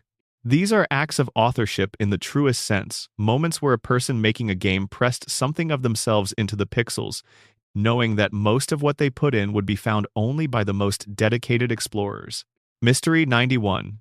Who is the specific person the Overseer of Vault 101 was modeled on? The Overseer of Vault 101 in Fallout 3 is portrayed as a man of genuine conviction operating within a system designed to break the people he is trying to protect. His insistence on keeping the vault sealed, his willingness to pursue and punish the lone wanderer, and ultimately the complexity of his final position, it is a richly written character.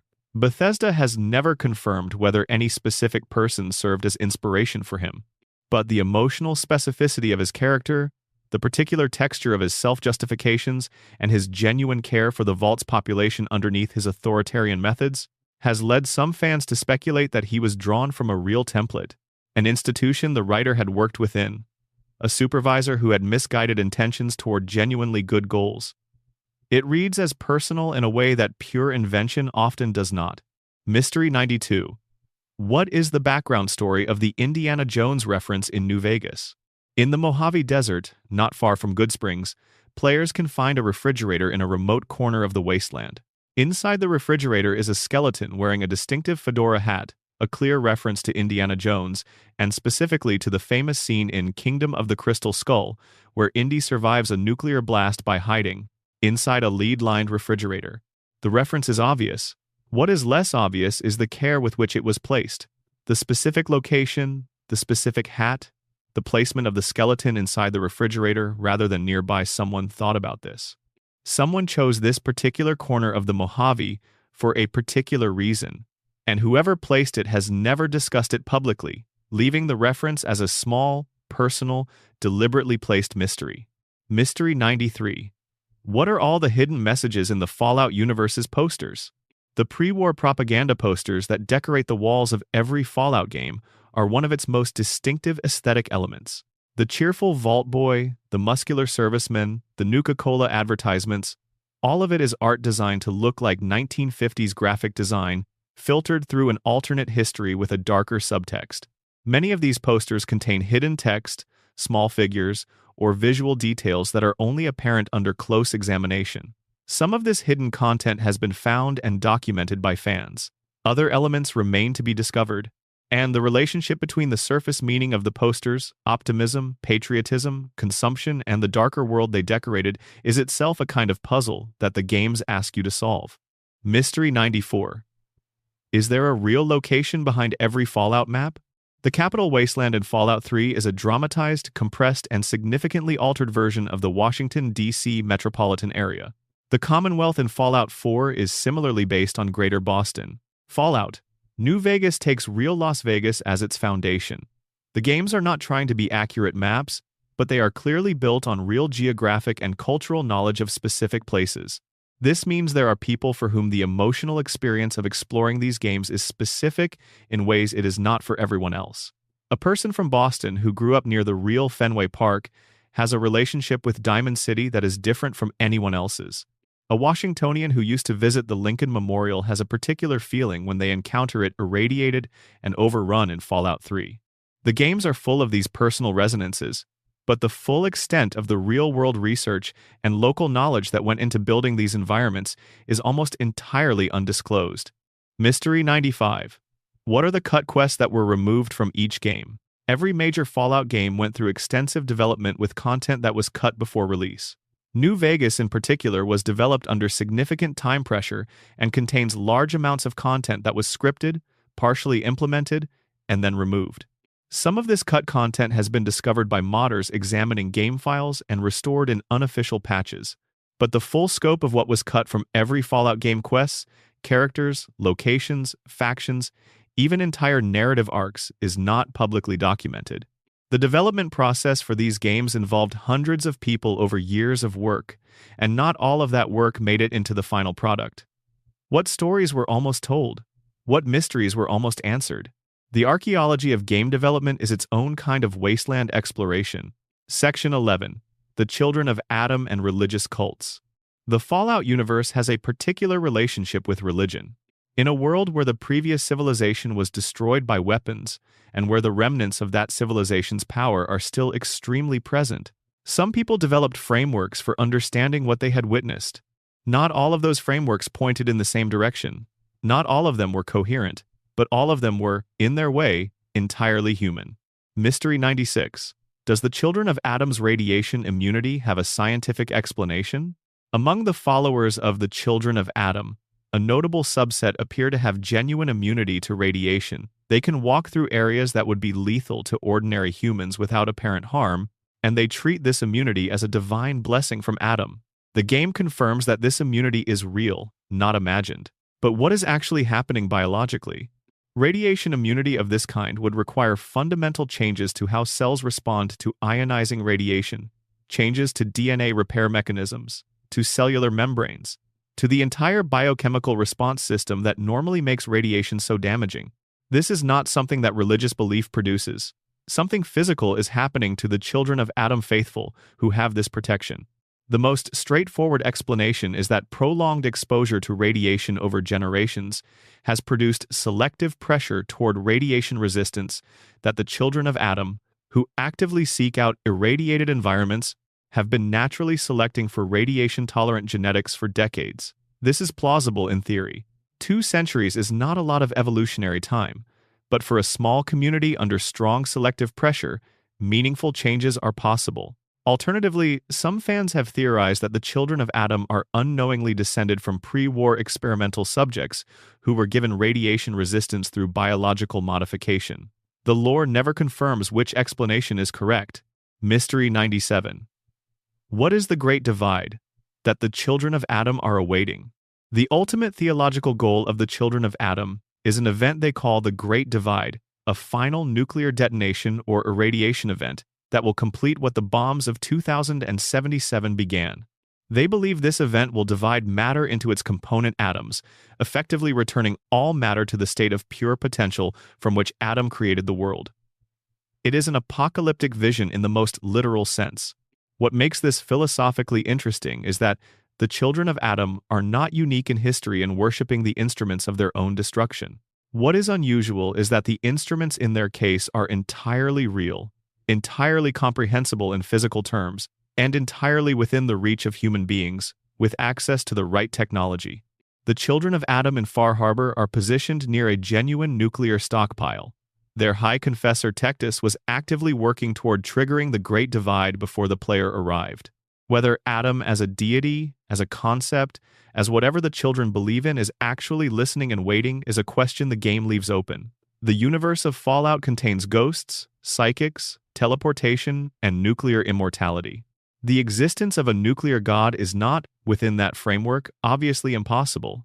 Mystery 98. Who was the mother of the fog? In Far Harbor, the children of Adam worship a figure known as the Mother of the Fog, a woman believed to be one of the original children who settled on the island and who created many of the shrines and sacred sites throughout the region. She is described alternately as a physical hermit who occasionally intervenes to help the community and as a spiritual presence who communicates through the fog itself. High Confessor Tectus does not appear to know whether the Mother of the Fog is alive or dead. Other members of the community have different beliefs. She has been reported in multiple places simultaneously, which either suggests multiple sightings of different people or something that defies ordinary explanation. Within the lore, the Mother of the Fog is described as having led the children from Far Harbor to the nucleus when they were exiled from the town.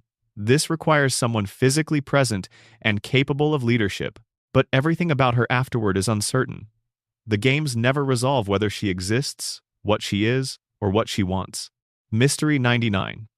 Is there a relationship between the children of Adam and the pre-war radiation experiments? Before the Great War, there is lore evidence that some wealthy individuals underwent deliberate radiation exposure to achieve ghoulification, essentially trying to secure immortality and radiation resistance against the coming nuclear apocalypse. Some of these experiments were conducted by legitimate medical researchers, others were performed in more clandestine settings. Is there any possibility that the children of Adam's theology developed partly from exposure to this pre-war research that the founders of the faith had encountered or even been subjects of?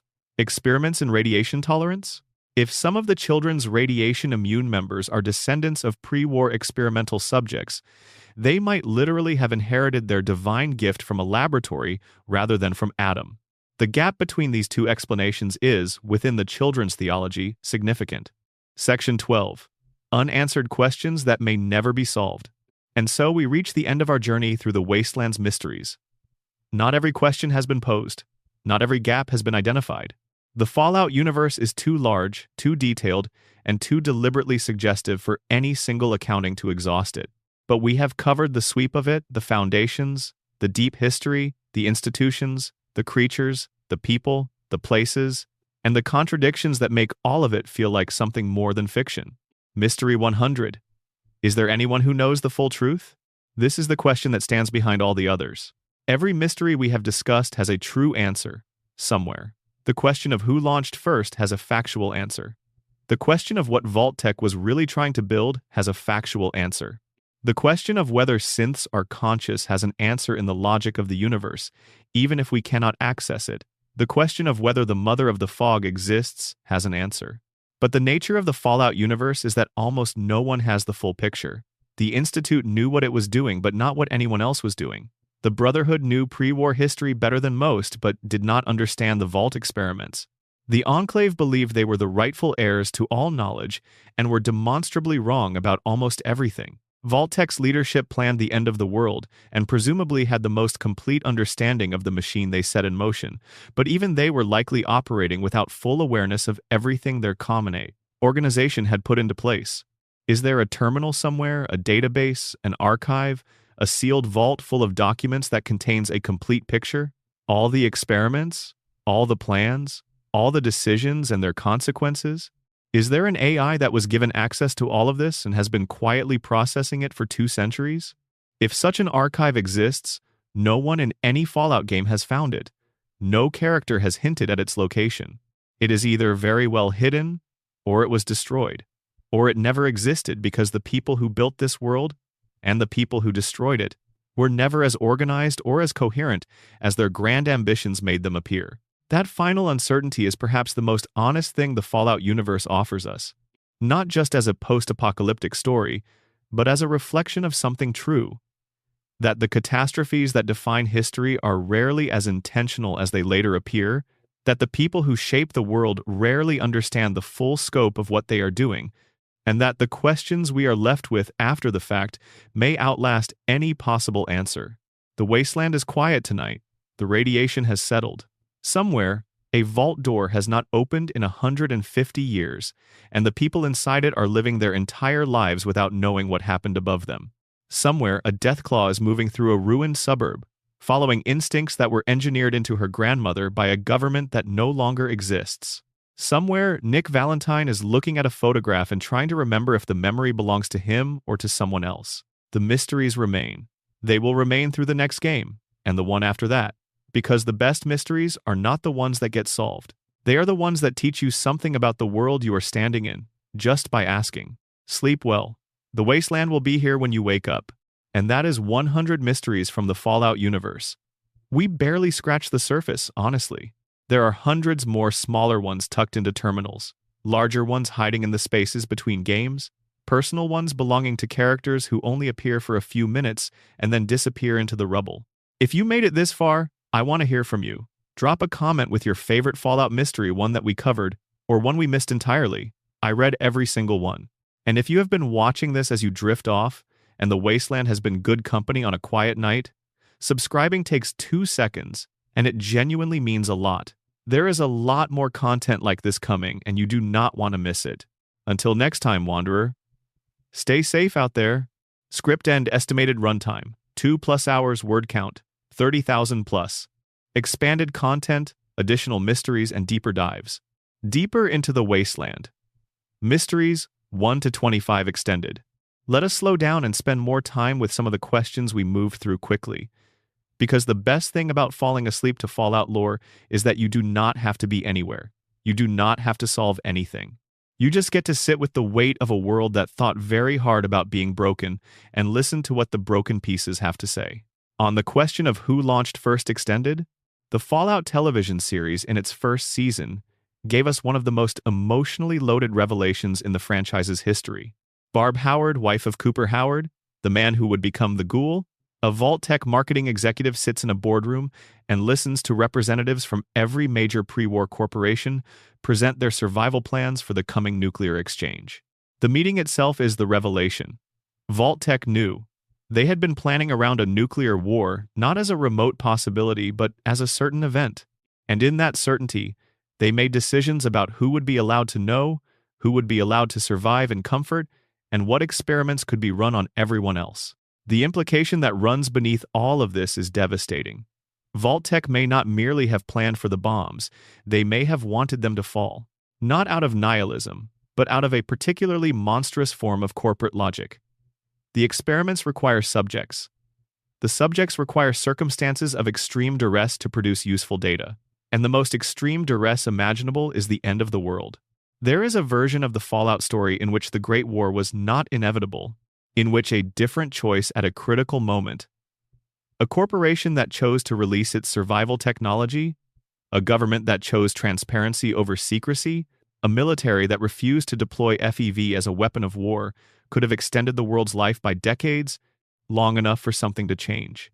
The games and the show collectively suggest that this version of the story was never accessible because the institutions involved had already decided on their preferred outcomes. Who launched first becomes, in this reading, almost secondary.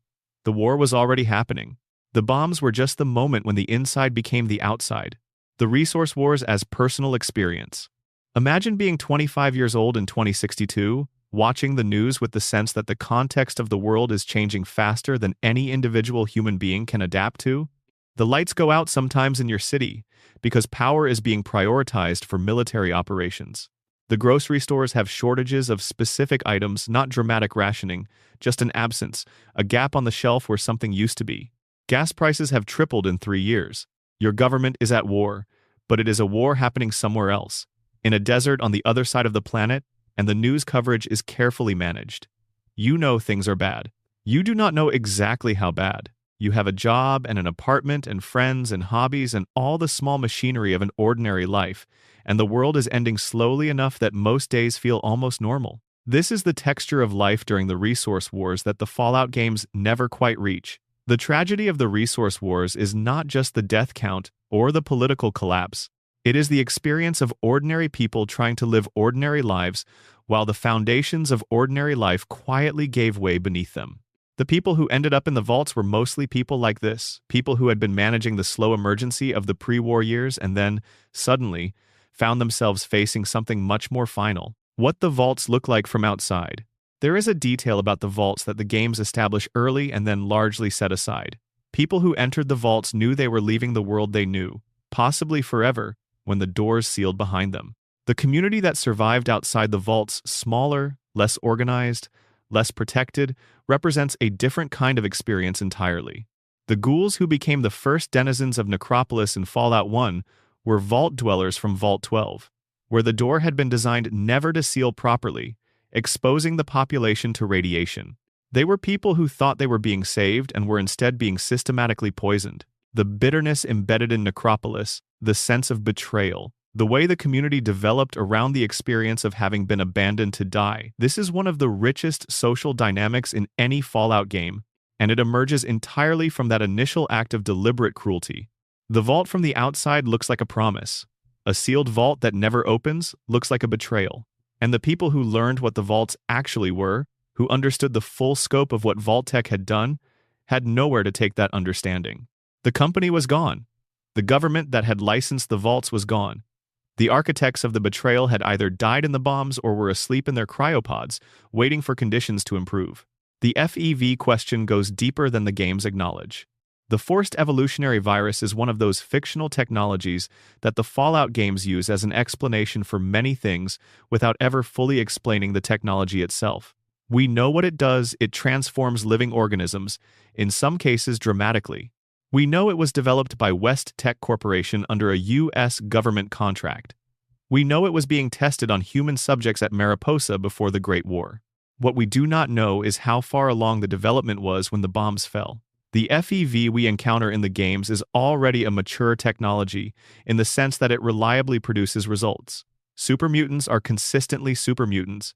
Deathclaws are consistently deathclaws. But was this reliability the product of years of refinement that happened in the labs before the war, or did the virus somehow stabilize in the post-war environment in ways the scientists who built it never anticipated?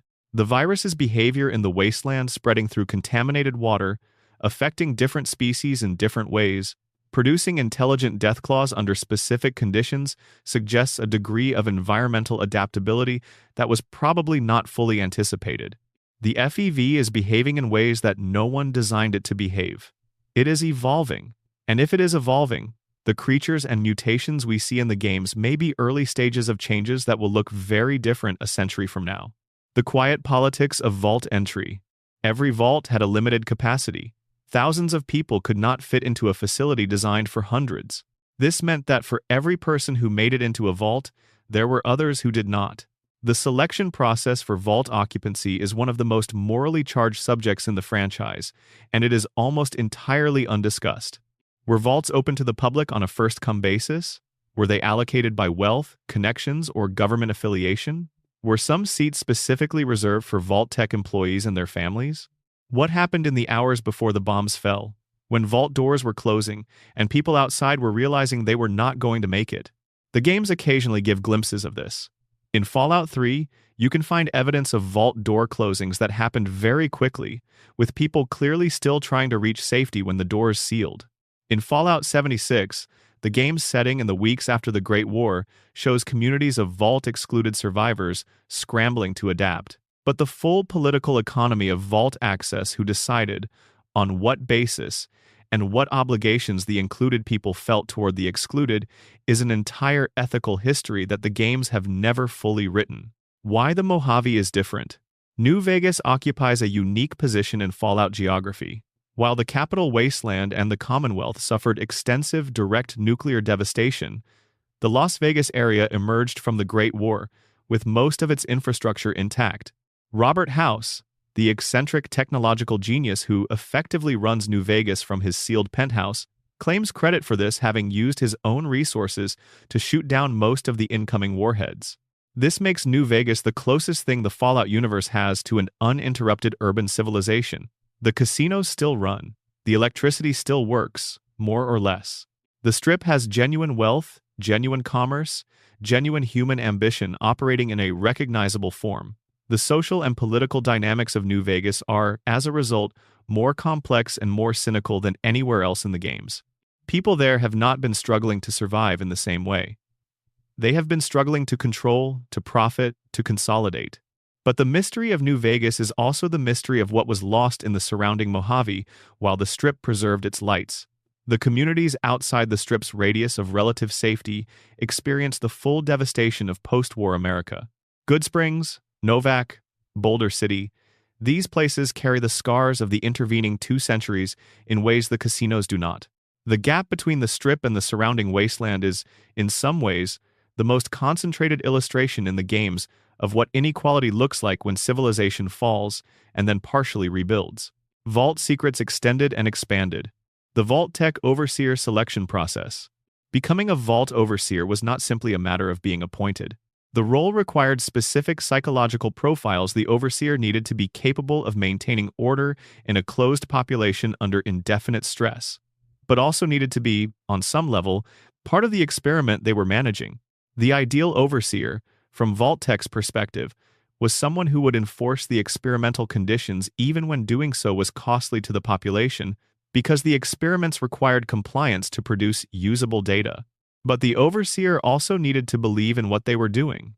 A resentful or uncertain overseer would not maintain experimental conditions effectively. Vault-Tec needed people who were genuinely convinced that their vault was operating legitimately, or at least who were committed enough to the social order they had been given to maintain it regardless of their private doubts. The result, in many vaults, was an overseer who was themselves a subject, a managed variable in someone else's experiment, shaped and positioned to produce specific behaviors in their population. When the game shows us overseers who became paranoid, authoritarian, or ultimately destabilizing, it is showing us what happened when the psychological profile Vault-Tec had selected began to crack under the specific pressures of the experiment the Vault was running. The selection process and the experiment design were not independent. They were a system. What happened in Vault 22? Vault 22, located in the Mojave Wasteland and accessible in Fallout, New Vegas, was a botanical research facility, a vault where residents were attempting to solve the post-apocalyptic food crisis by developing strains of plants that could grow in irradiated environments. It is, in concept, one of the more genuinely benevolent vault experiments. Try to figure out how to feed the wasteland. What actually happened in Vault 22 is that the plant experimentation introduced a pathogen that infected the resident population, eventually turning them into spore-carrying organisms that maintained a form of mobility and coherent behavior, while not exactly being alive in a recognizable way. The vault is, by the time the courier arrives, filled with spore carriers and overtaken by aggressive vegetation that has spread beyond the vault's own ecosystem. The mystery of Vault 22 is the gap between the intention and the outcome, a research program designed to help people that ended up producing something that killed them all. Whether the pathogen was a pre-existing element of the plant specimens, or something that evolved within the vault's contained biosphere, or something introduced by Vault-Tec's experimental design, is never determined. But, somewhere in Vault 22's terminals, there is a scientist who was watching what was happening and recording it right up until the point when she was not. Her final logs are some of the most quietly heartbreaking writing in the franchise. The Vault 81 Medical Mystery. Vault 81 in Fallout 4 presents itself as one of the more functional vaults, a community that has managed to sustain itself over generations, engaged in limited trade with outside settlements, and avoided the catastrophic experimental outcomes that destroyed most other vaults. The residents of Vault 81 are, by the standards of the franchise, almost okay. The mystery of Vault 81 is that this okayness was not the design. The vault was intended to be a medical research facility, a place where dozens of experimental subjects would be exposed to diseases and potential cures simultaneously, with the goal of developing a comprehensive cure-all. The experiment was never implemented because the lead scientists sabotaged it, destroying the other experiment chambers and ensuring that only a single, unmodified vault chamber, the one housing Vault 81's actual population, remained operational. That scientist, working alone to protect people who did not know they were in danger, and leaving only limited records of what she did or why she did it, is one of the quiet heroes of Fallout 4. But what the vault was designed to do, and what it would have looked like if the experiment had proceeded, is a darkness the game gestures toward without fully illuminating. The question of vault economies. Every sealed vault was, by definition, a closed economic system. There was a limited amount of everything: food, water, power, space, entertainment, medical supplies. Managing these resources over an indefinite period required some economic structure, some system of allocating scarce resources among competing needs and desires. What economic systems developed in the vaults? The overseer presumably held some ultimate authority over resource allocation, but even authoritarian systems require compliance mechanisms and distribution networks. Did vaults develop internal currencies? Did they develop barter systems? Did they develop the kind of informal economy, the side deals, the favors, the black markets that appear in every resource-constrained human community?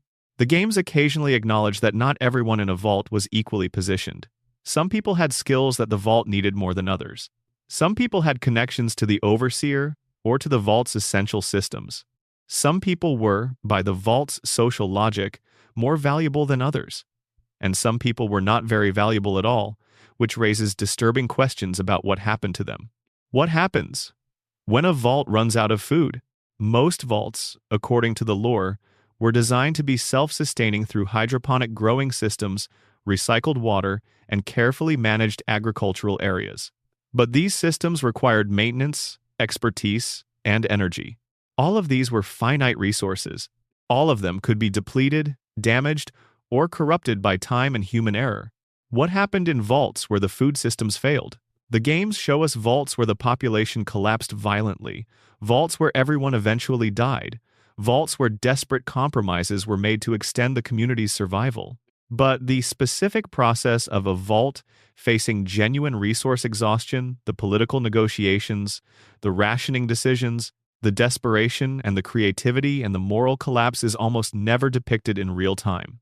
The vault is presented as a place you arrive at after something has already happened. The process of something happening inside a vault, in real time, unfolding across years and generations, is the story the Fallout universe almost never tells directly. Brotherhood of Steel, additional depth. The Prydwen's full engineering history. The Prydwen is a vessel that should not exist given the Brotherhood's known capabilities and the resources available in the post-war wasteland.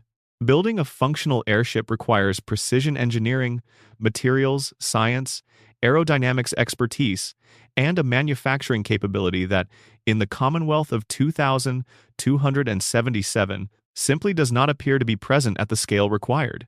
The Brotherhood has power armor, which requires significant metallurgical and mechanical knowledge. They have laser weapons and energy technology. They have the organizational capacity to maintain a substantial military force and the logistical infrastructure to support it. All of this suggests institutional competence and accumulated technical knowledge that exceeds what casual observers of the Brotherhood might expect. But the Prydwen represents something qualitatively different. It is not maintaining pre-war technology. It is creating new technology of a kind that the pre-war world made in large shipyards with thousands of specialized workers. Doing something equivalent in the post-war Commonwealth, with the Brotherhood's resources, in what appears to be a relatively short time frame, requires an explanation the game does not fully provide. The most plausible reading is that the Prydwen was built in stages over years, with Elder Maxon's leadership providing organizational continuity, but with the actual construction drawing on every scrap of pre-war knowledge and every available piece of salvageable material the Brotherhood could access. The Brotherhood's great advantage, after all, is that they have been collecting and cataloging technology for 2 centuries. They know things, in their libraries and their scribes' heads, that no other faction possesses. And sometimes, Accumulated knowledge can bridge the gap between what you have and what you can build. The internal debate the Brotherhood never shows you. The Brotherhood in Fallout 4 presents a fairly unified institutional face. Elder Maxon leads with authority. His paladins and knights follow. The scribes research. The initiates learn. Dissent is managed through hierarchy, and the hierarchy functions because everyone more or less agrees on what the Brotherhood is for. But this consensus was not always there.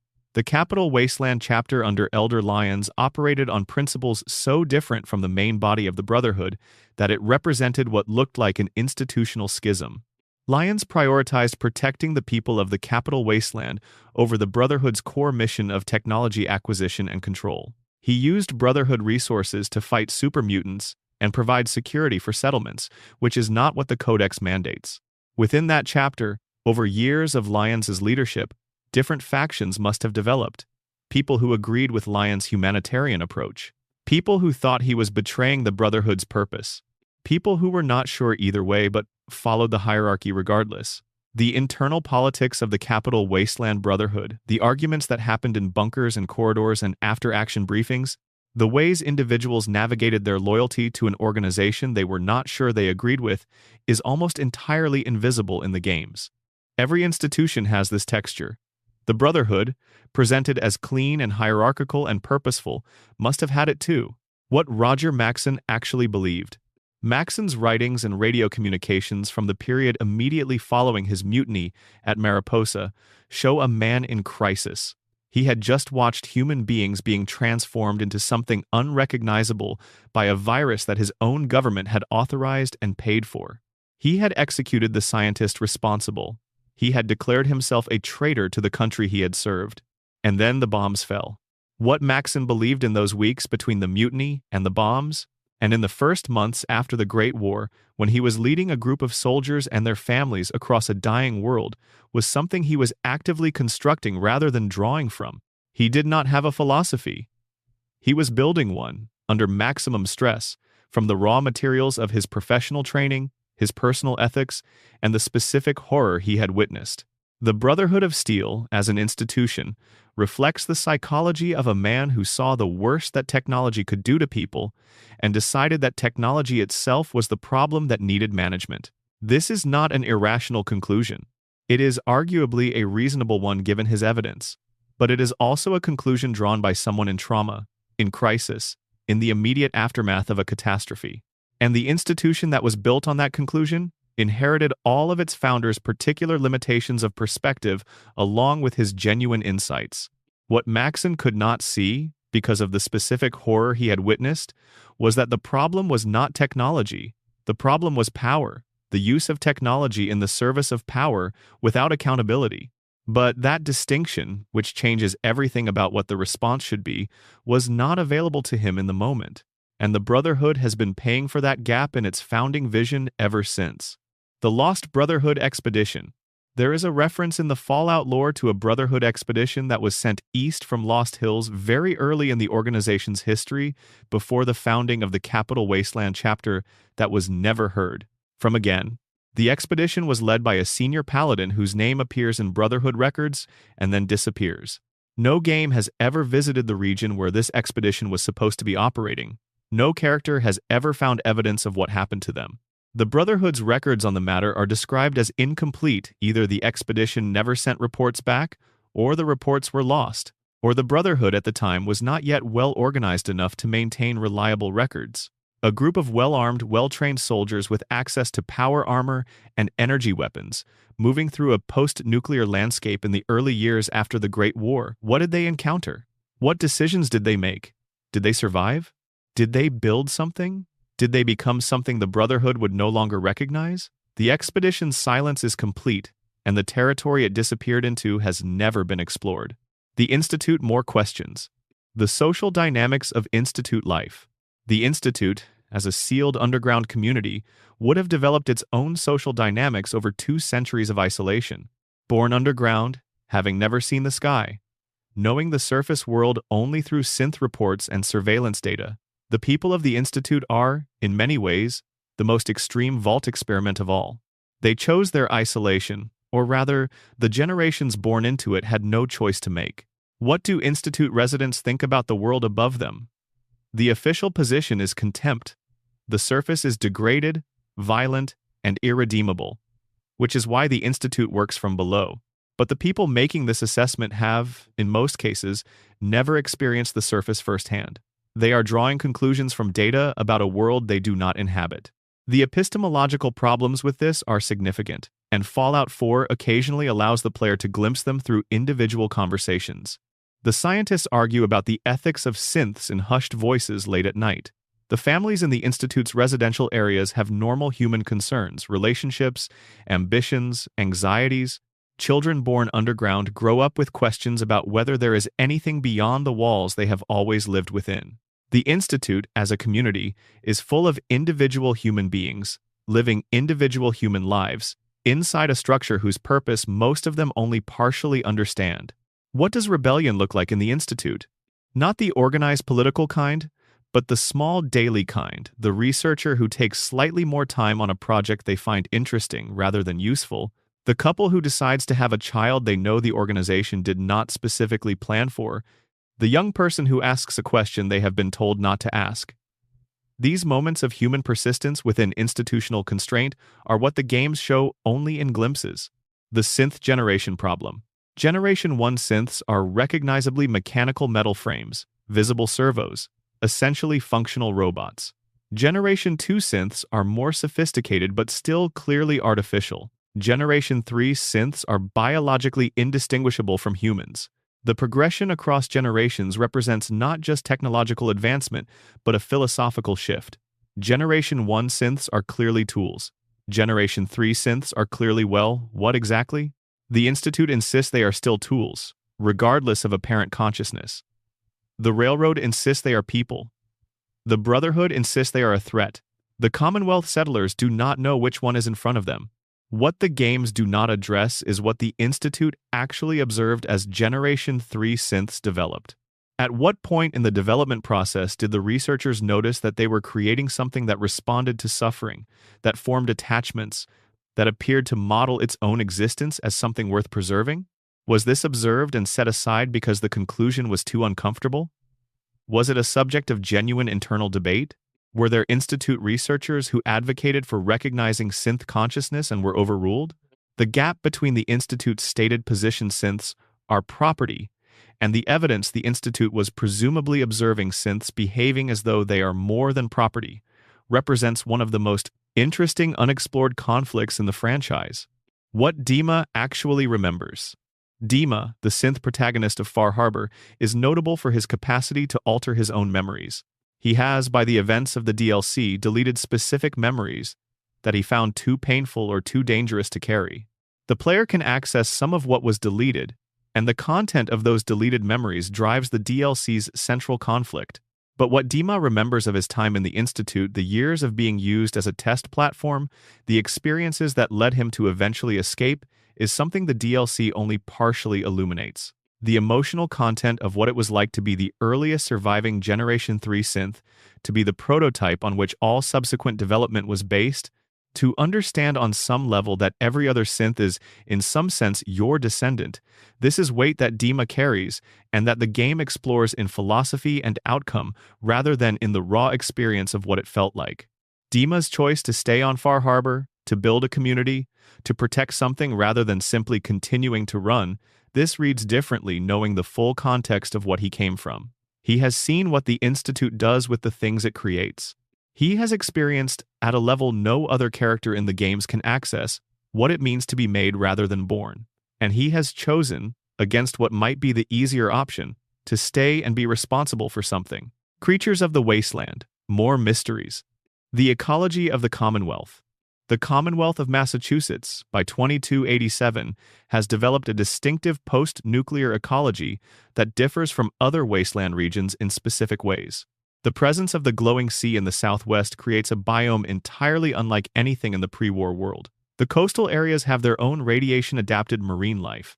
The forests north of Boston carry species that have adapted to the specific radiation profile of the New England nuclear strikes. What does a complete ecological survey of the Commonwealth look like? What species have gone extinct entirely? unable to survive either the initial radiation or the 2 centuries of changed conditions. What species have thrived beyond all expectation, finding ecological niches opened by the collapse of the pre-war world? And what interactions are occurring between mutated species that would have been impossible in the pre-war ecology? The deathclaw is the apex predator that receives the most attention. But the Commonwealth's ecology extends far beyond deathclaws. Radstags, which appear to be heavily mutated white-tailed deer, are among the most common large herbivores. Their presence implies a functioning food web supporting them specific plant species they feed on, specific water sources they rely on. The radstag population tells us something about the state of the Commonwealth's plant life, its hydrology, its climate in the centuries since the war. But the games never quite put this picture together explicitly. The intelligence question for all creatures. One of the most disturbing implications of FEV's presence in the environment is what it might be doing to non-human intelligence across the wasteland. We know it can produce intelligent deathclaws under specific conditions. We know rad scorpions and other creatures have adapted in complex ways. But intelligence enhancement is specifically within the demonstrated effects of FEV exposure. Is there any creature in the wasteland that has developed a level of intelligence it was not supposed to have, that has been quietly sitting with that intelligence without being detected? The wasteland's fauna is generally assumed to be operating on animal instinct, territorial, predatory, but not strategic in a human sense. What if some of it is? The rad scorpion that waits on the other side of a ruined building for 3 hours might just be persistence, or it might be something watching. The games lean on the former interpretation. The latter is never quite ruled out. What the creatures remember. The yaoguai, massive radiation-mutated bears, are among the most common large predators in the capital wasteland and Commonwealth. They are aggressive, effective, and clearly adapted to the post-nuclear landscape in ways that go beyond their pre-war bear ancestors. But bears, as a species, have significant memory and learning capacity. They pass behavioral knowledge to their offspring. They associate specific places with specific experiences across years of individual life. The yaoguai's behavioral complexity, its apparent ability to adapt to new terrain and new prey patterns, raises the question of how much the pre-war bear's intelligence has been preserved or enhanced in the mutated version. The question is not whether yaoguai are intelligent in a human sense. The question is whether they are intelligent in ways that exceed what anyone assumes, and whether that intelligence shapes the wasteland in ways that go unnoticed because no one is looking for it. Lost locations, additional mysteries. The undersea world. The oceans surrounding the former United States in 2287 are almost entirely unexplored in the games. We know that Chinese submarines from the pre-war era are occasionally found beached or sunk in coastal waters. We know that the Yangtze, the submarine in Fallout 4's harbor, has been floating in Boston Harbor for 2 centuries, with its captain in a kind of radiation-induced stupor. We know that the ocean itself has changed warmer, in some areas significantly irradiated, populated with species that have adapted to the new conditions. What is in the deep ocean? What has happened to the marine ecosystem over 2 centuries of changed conditions? Are there structures on the ocean floor, military installations, sunken cities, research facilities that have been preserved by the depth and the cold? And what is living in those depths, 200 years after the world above changed completely? The games have given us mirelurks in coastal shallows and the occasional sea creature in river systems. The deep ocean remains completely unexplored. Given what the FEV has done to terrestrial fauna, what it might have done to marine life in an irradiated ocean over 2 centuries is either fascinating or terrifying, or most likely both. What is north of the Commonwealth? Fallout 4's Commonwealth covers Boston and its northern suburbs, extending towards Salem in the northeast. The map ends at a defined edge, and what lies beyond that edge further north into Maine, into New Hampshire, into the full expanse of New England, is unaddressed. The Far Harbor DLC gestures toward the Maine coast, establishing that the island of Far Harbor exists in an extremely irradiated maritime environment maintained by DEMA's fog condensers. But the full picture of what happened to New England north of the Commonwealth is undrawn. Pre-war New England had significant military facilities, submarine bases on the Maine coast, important manufacturing and research operations, coastal infrastructure. All of that either survived the nuclear strikes or it did not. Either outcome produces interesting possibilities. Survivors in remote coastal communities, building something entirely independent from the warring factions further south. Military installations that are still operational, in some automated sense, still following protocols for a war that ended 200 years ago. Isolated communities that have developed in complete isolation from the wastelander culture depicted in the games. The silence of the North is a silence the franchise has never attempted to fill. The Zetan Archive. If the alien beings of Fallout's mothership Zeta had been observing and abducting humans for centuries before the Great War, they would presumably have accumulated an extraordinary archive of human material biological samples, cultural artifacts, recorded footage, potentially even living specimens placed in stasis. The mothership itself, as explored in the Fallout 3 DLC, contained evidence of all of this. After the events of the DLC, what becomes of the archive? The player is deposited back on the capital wasteland surface. The ship, last seen retreating into the upper atmosphere, may or may not have been disabled enough to be permanently gone. If it survived, it is still up there, still carrying 2 centuries of accumulated human history from before and after the Great War, along with whatever specimens and artifacts its crew chose to preserve. Is there anyone still on the ship? Are there still humans in cryogenic stasis aboard a spacecraft in orbit, people who were abducted before the war and have been up there ever since? And is the ship's archive accessible from the ground, or is whatever knowledge it contains permanently out of reach? The Enclave more depth. The Enclave's children. The Enclave's oil rig housed a population that included families. Children were born on the rig and raised in a community that was, in many ways, a reflection of the pre-war America the Enclave claimed to represent neat and organized and deeply ideological in ways that children absorb without always consciously processing. What was it like to grow up in the Enclave? To have your entire understanding of the outside world shaped by official briefings and propaganda, to know about the wasteland only through the lens of an organization that regarded most of its inhabitants as genetically compromised subhumans? To be given the best surviving pre-war education while being raised to believe that everyone outside your immediate community was, in some fundamental way, not fully human? Children raised in such environments tend to internalize the ideology completely, or they break against it in ways that become visible only much later. The Enclave children who grew up to become the soldiers and scientists we encounter in the games carry all of that formation inside them. Some of them clearly believe every word of it. Others, the ones who help the player in Fallout 2, the Enclave remnants who have managed to find some peace in New Vegas, seem to have reached some accommodation with the distance between what they were told and what they eventually saw. The psychology of Enclave childhood is a mystery that shapes everything we see when we encounter adult Enclave members, and the games almost never address it directly.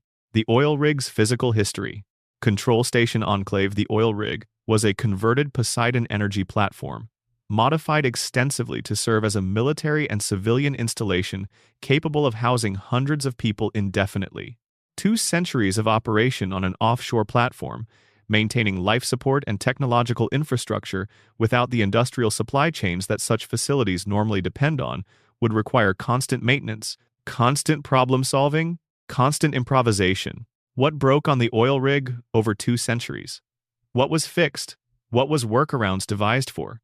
What limitations did the population learn to live within? Every long-term isolated installation develops its own physical history, the systems that failed and were replaced with improvised substitutes, the compromises that became permanent, the infrastructure decisions made by people who are long dead that constrained every decision made afterward. The oil rig in Fallout 2 is presented as a functional, if cramped, installation. 2 centuries of accumulated improvisation must have left their mark. What does the oil rig's engineering log look like? What crises did it weather? And what was being held together by the time the Chosen One arrived that should have failed years earlier? The Children of Adam Extended. The experience of radiation worship.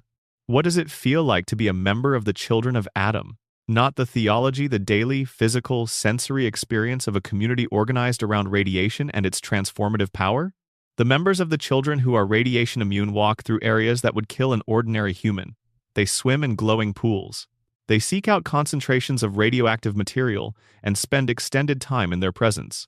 This is, from the outside, straightforwardly terrifying. From the inside, for someone who genuinely does not feel radiation as harm, it must feel like a form of privilege, a gift that separates you from ordinary mortality and ordinary limitation. The experience of being immune to something that kills most people is, in religious terms, precisely what we would call a miracle. The children of Adam have not invented a faith on the basis of nothing. They have built it on a foundation of genuine anomaly, people who can do things other people cannot, surviving in conditions that should kill them, experiencing radiation not as destruction but as something closer to nourishment.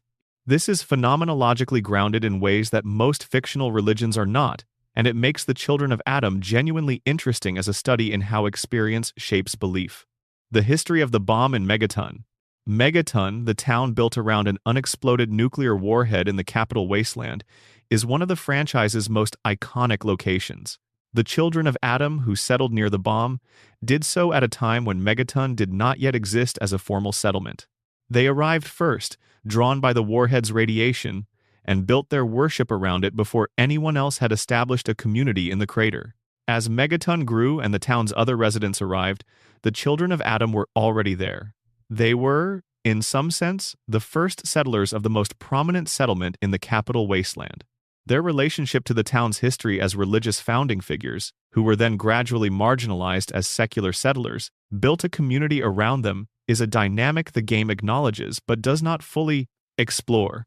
What is Confessor Cromwell's private assessment of what the town of Megaton has become? He preaches on its bridges and is tolerated by its leadership, but the community has clearly evolved away from the founding vision of the children who first gathered around the bomb.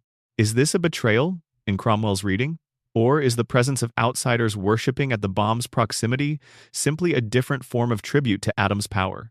What happens when children of Adam die? The children of Adam have a theology of transformation, the belief that radiation does not destroy, but divides, breaking matter into its components as a prelude to becoming part of something larger.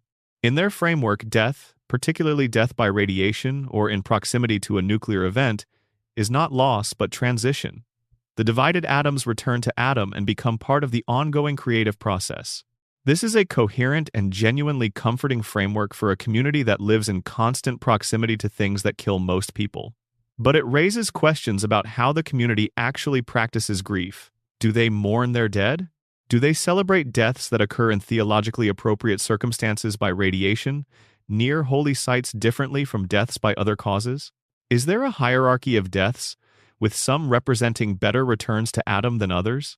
The rituals and emotional life of the children of Adam around death, which would reveal the most about what the faith actually means to its members on a daily human level, are almost entirely absent from the games. We see the theology and the practice. We almost never see the grief. Final section, the mysteries that persist. The nature of the wasteland's time. 200 years is a long time.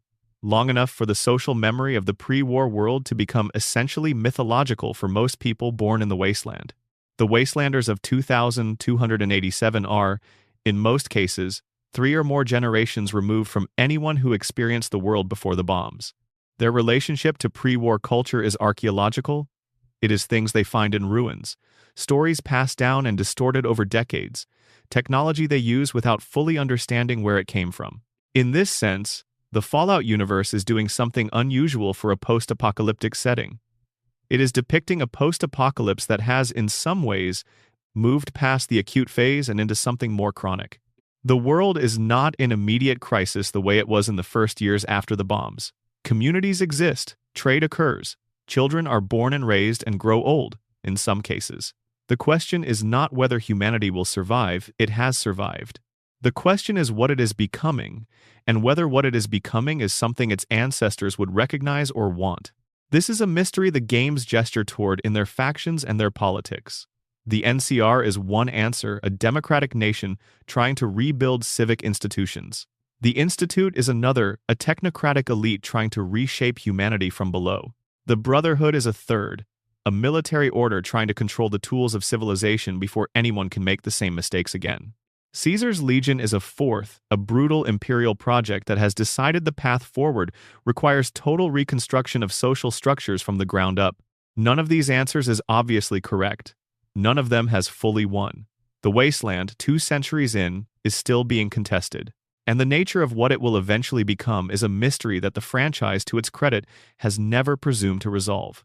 What Vault-Tec would do with the data, if it existed, If Vault-Tec's experiments produced the data they were designed to produce, if someone, somewhere, is sitting on 2 centuries of comprehensive social, psychological, and biological research on human behavior under extreme conditions, what would they do with it?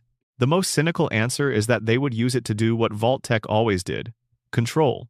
Design communities that produced specific behaviors, manage populations toward specific outcomes, select for characteristics that were useful, and suppress those that were not. The Wastelanders would not know this was happening. The management would be invisible, systemic, embedded in the structure of the communities being shaped rather than in any explicit coercion. This is, in some readings, what the Institute was beginning to do, placing synths in positions of community influence, monitoring and adjusting the surface world from a position of superior information and technological capability. The Institute's methods were crude replacements rather than guidance, but the underlying logic resonates with what Vault-Tec's research might eventually have supported. Whether this is the direction the franchise is pointing toward, or simply one of many possible readings, is itself an open question. The Fallout series has always been more interested in raising possibilities than foreclosing them. The quiet moments no character ever speaks. The mysteries we have been discussing are the explicit ones, the gaps in documented history, the questions the games ask without answering, the logical problems that arise when you push hard on the world's internal consistency. But the deepest mysteries of the Fallout universe are the implicit ones, the ones that live in the texture of the world rather than in its documented history. What does a vault dweller dream about, having never seen the sky?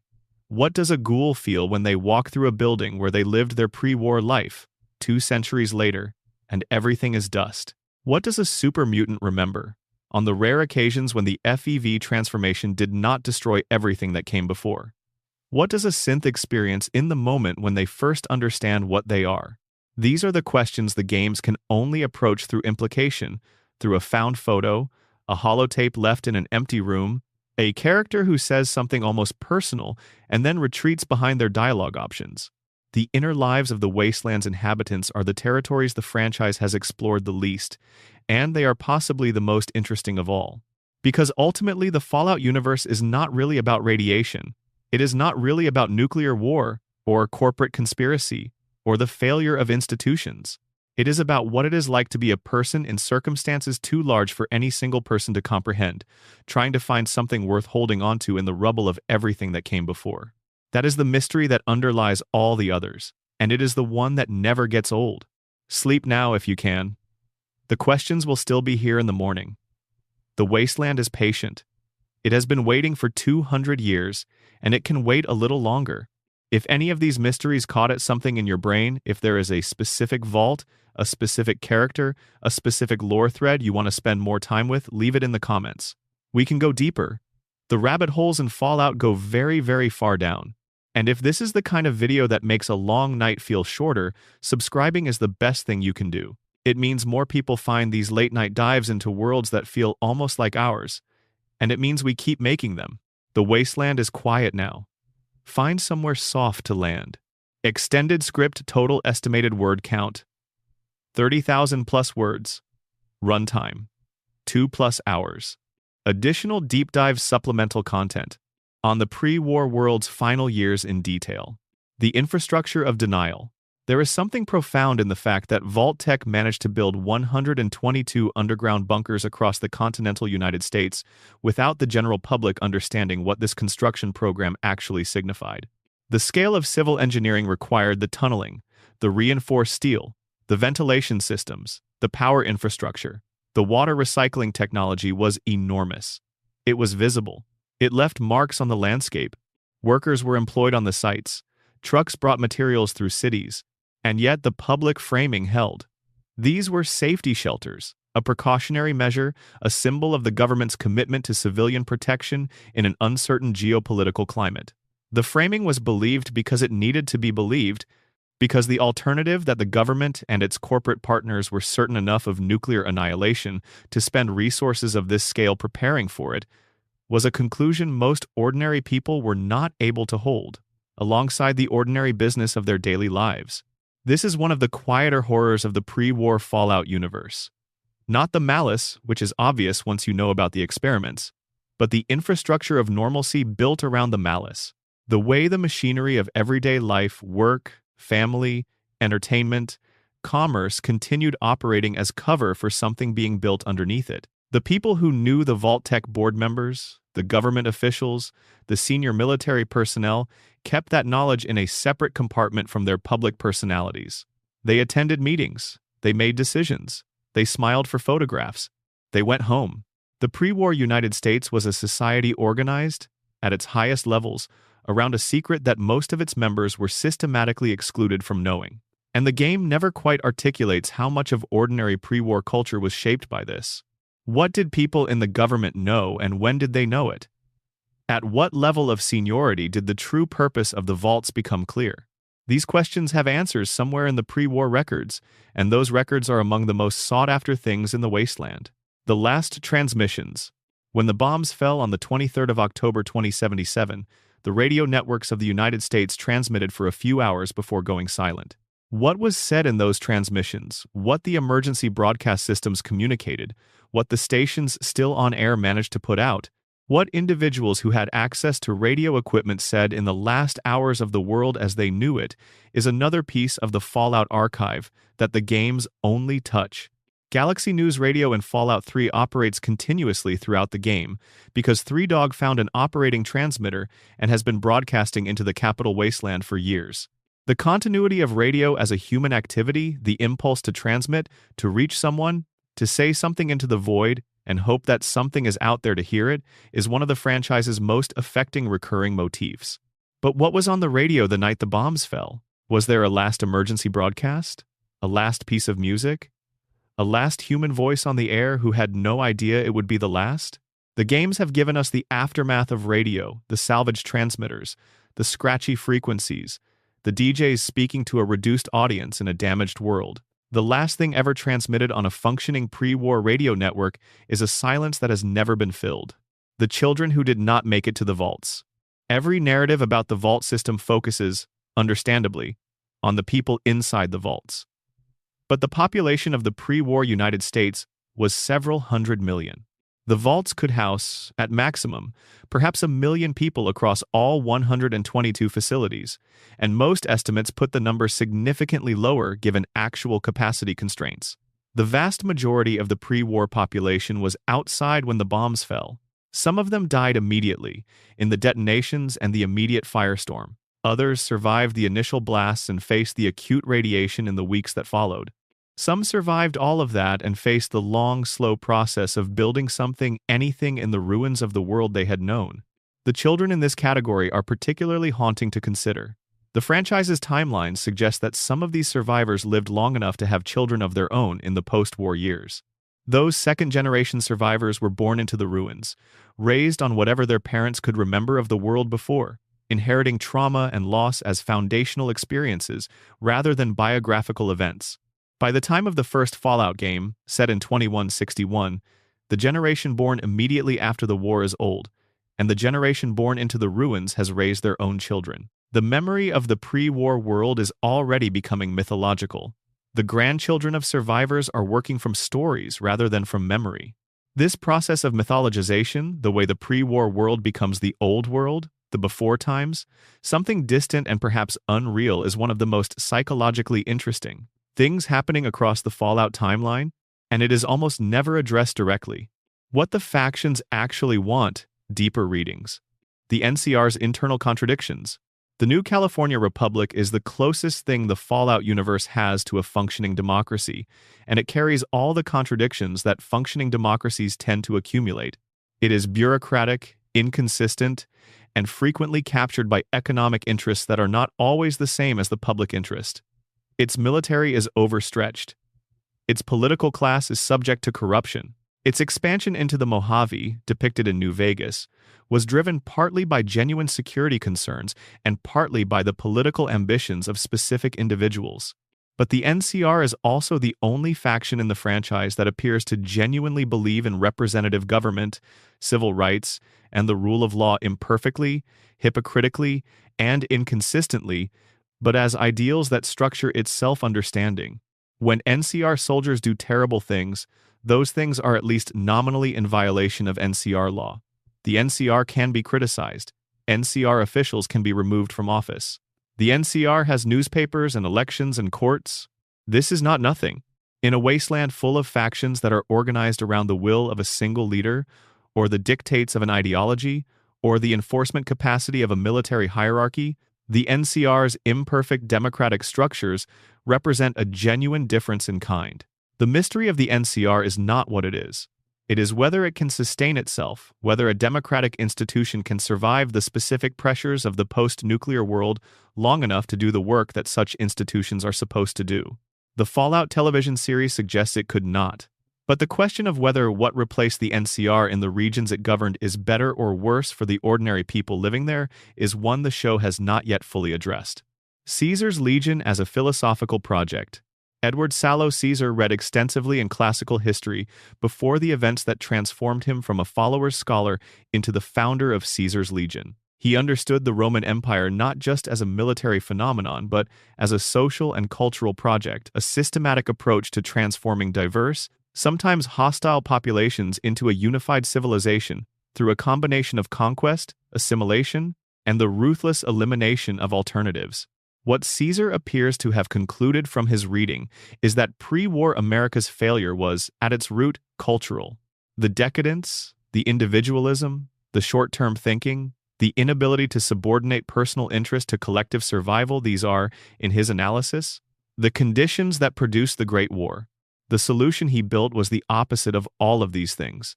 A collective identity so total that individual interest becomes essentially meaningless. A hierarchy so clear that decision-making is efficient, a set of expectations so unambiguous that every member of the Legion knows exactly what is required of them. This is a genuinely coherent argument, even if its implementation is horrifying. The game allows you to engage with it through the dialogue system, and the most interesting conversations with Caesar are the ones where he is clearly intelligent, clearly consistent, and clearly capable of supporting his position with historical evidence while presiding over an institution built on slavery and violence. The mystery of Caesar is how someone who read that much history managed to miss so much of what that history was actually showing. Because Rome, which he cites as a model, also eventually fell. Its solutions to the problems it identified were not permanent. Its approach to diversity, conquest, and assimilation produced resistance, as well as compliance. Its slave economy had its own structural vulnerabilities. Edward Sallow read extensively in Roman history and apparently concluded that the Roman Empire was primarily a success story, when a more complete reading would suggest it is primarily a cautionary tale about the limits of even very sophisticated approaches to social organization. What Mr. House actually wants. Robert House is one of the most philosophically interesting characters in the franchise. His pre-war life made him the most successful businessman in the United States, if not the world. His post-war life has made him the de facto ruler of the most functional city in the Western wasteland. His stated goal, the survival and expansion of humanity, guided by his singular vision and his Securitron army, is genuinely ambitious in the scale of its ambition and genuinely unsettling in its assumptions. House believes that he is better positioned than any democratic process, any faction, any collective decision-making structure to determine what humanity needs to survive. He has the evidence of his own intelligence and longevity, the sophistication of his strategic planning, and the practical track record of having kept New Vegas relatively functional for 2 centuries. These are not trivial claims, but the mystery of House is what he would do if things went according to his plan. The game allows you to put him in control of New Vegas and the Mojave Wasteland. It does not show you what the next 50 years look like. House has a vision of humanity reaching the stars, building an interplanetary civilization, surviving long-term through technological progress and careful management. This is a vision. The machinery for achieving it is a dictatorship backed by an army of robots, operating on the assumption that House's judgment is reliable and that no succession plan is needed because House intends to be around indefinitely. The gap between the vision and the machinery is where most of history's tragedies have lived. Supplemental mysteries, characters, and places. The mysterious community at the Divide. The Divide, before it was destroyed by the accidental activation of nuclear warheads, was a community being built, a settlement that the Courier had helped establish. A place that was becoming something. The DLC describes it in the past tense, through the testimony of Ulysses and the environmental storytelling of the ruined landscape. What was the divide becoming before it was destroyed? The game tells us it was developing, that people were moving in, that there was genuine human energy being invested in the project. But the specifics of what kind of community it was, what values were being instantiated in its structure, who the people were who chose to live there, all of this is almost entirely absent. The divide is presented as a loss, but you cannot mourn specifically what you cannot specifically imagine. The game asks you to feel the weight of what was destroyed without fully showing you what it was. This is a deliberate artistic choice, but it leaves the divide as a ghost story about a ghost, the absence of something that was never quite present. Nick Valentine's case files, what did he actually find? Nick Valentine spent years building a case file on the mysterious stranger. We know the file documents sightings across multiple regions and multiple decades, and that it ultimately arrives at no conclusion about the stranger's identity. But we do not know what methodology Nick used, what evidence he found most compelling, or what hypotheses he considered and rejected. For a detective character, Nick's investigation of the stranger is remarkably undisclosed. The file exists. Its contents are suggestive rather than revelatory. But the process of investigation, the reasoning, the dead ends, the moments of apparent breakthrough that turned out to lead nowhere is entirely absent. What does Nick Valentine's detective process look like when applied to a genuinely impossible case? What does he do when his usual tools for establishing identity and motive produce nothing? The gap in Nick's case file is, in some ways, the most important gap in the franchise's treatment of the mysterious stranger. Because the file is not empty, Nick found something, organized it, kept building on it over years. What he found is simply not told to the player. The Overseer of Vault 101's final days. The Overseer of Vault 101, by the end of Fallout 3, has had his world complicated in irreversible ways. His daughter, who had been a loyal enforcer of his policies, has turned against him. The Vault's social order has been disrupted by the player's departure and return. He has spent years maintaining an institution he believed in absolutely, and those years have produced a community that is simultaneously more coherent than most vaults and completely unprepared for the reality it lives alongside. What does the Overseer do in the years after the events of the game? He has been ousted from his position by his daughter's faction. He is presumably still alive, a man who defined himself entirely through the authority he no longer holds. Does he build something new? Does he make peace with what happened? Does he spend his remaining years questioning the premises that shaped his entire life? The game does not tell us. It ends for him in the middle of his life, at the moment of institutional crisis. What comes after that crisis is left entirely to imagination. The children of Vault 111, the sole survivor's spouse, and the infant Sean were not the only people in Vault 111 when it was infiltrated by the Institute. The Vault had a full population of cryogenically frozen residents, all of them sealed inside their pods, all of them still alive when the Institute arrived. What happened to them? The game reveals that the other residents are still in their pods when the sole survivor thaws out more than 200 years after they entered. They have been there for all of that time, frozen, unaged, waiting for a world to wake up into. No quest involves freeing them. No faction takes an interest in them. No major character addresses their existence. An entire frozen community, preserved perfectly for 200 years, exists in the basement of a ruined vault above Boston, and the main story of Fallout 4 moves entirely around them without ever stopping to address what happens to them. Is this an oversight? A deliberate, open question left for a sequel? Or simply the game's way of acknowledging that some things in the wasteland remain perpetually unresolved, waiting for someone to make a decision about them that no one ever quite gets around to making? The wasteland's quiet moments. There are no quiet moments in the games, really. There is always something happening, an enemy to fight, a quest marker to follow, a settlement to build. The design of open-world games does not easily accommodate the experience of just existing in a place without agenda. But the wasteland has quiet moments anyway, if you know where to find them. A hilltop at sunset, with the ruins of a city spread below and nothing moving. A basement room where someone long dead left a record player and a single record, and the record still plays if you find the right button. A frozen pond in early morning light, before anything has gone wrong for the day. These are the moments that the Fallout universe is most generous with. Once you stop moving toward your objective, the world is destroyed, genuinely and comprehensively. But it still has these moments. The light still falls in specific ways. The ambient sound of the wasteland at night whined through ruins, distant creatures. The soft hum of radiation is its own kind of music. The mysteries of the Fallout universe are not all in its history and its factions and its unanswered questions. Some of them are in these small moments which ask the same question that all post-apocalyptic fiction eventually asks: what, if anything, survives? The answer the Fallout games give is complicated and imperfect, and sometimes contradictory. But it is consistently, in the end, people. Specific people, with specific histories and specific flaws, doing specific things in specific circumstances. Not humanity in the abstract, people.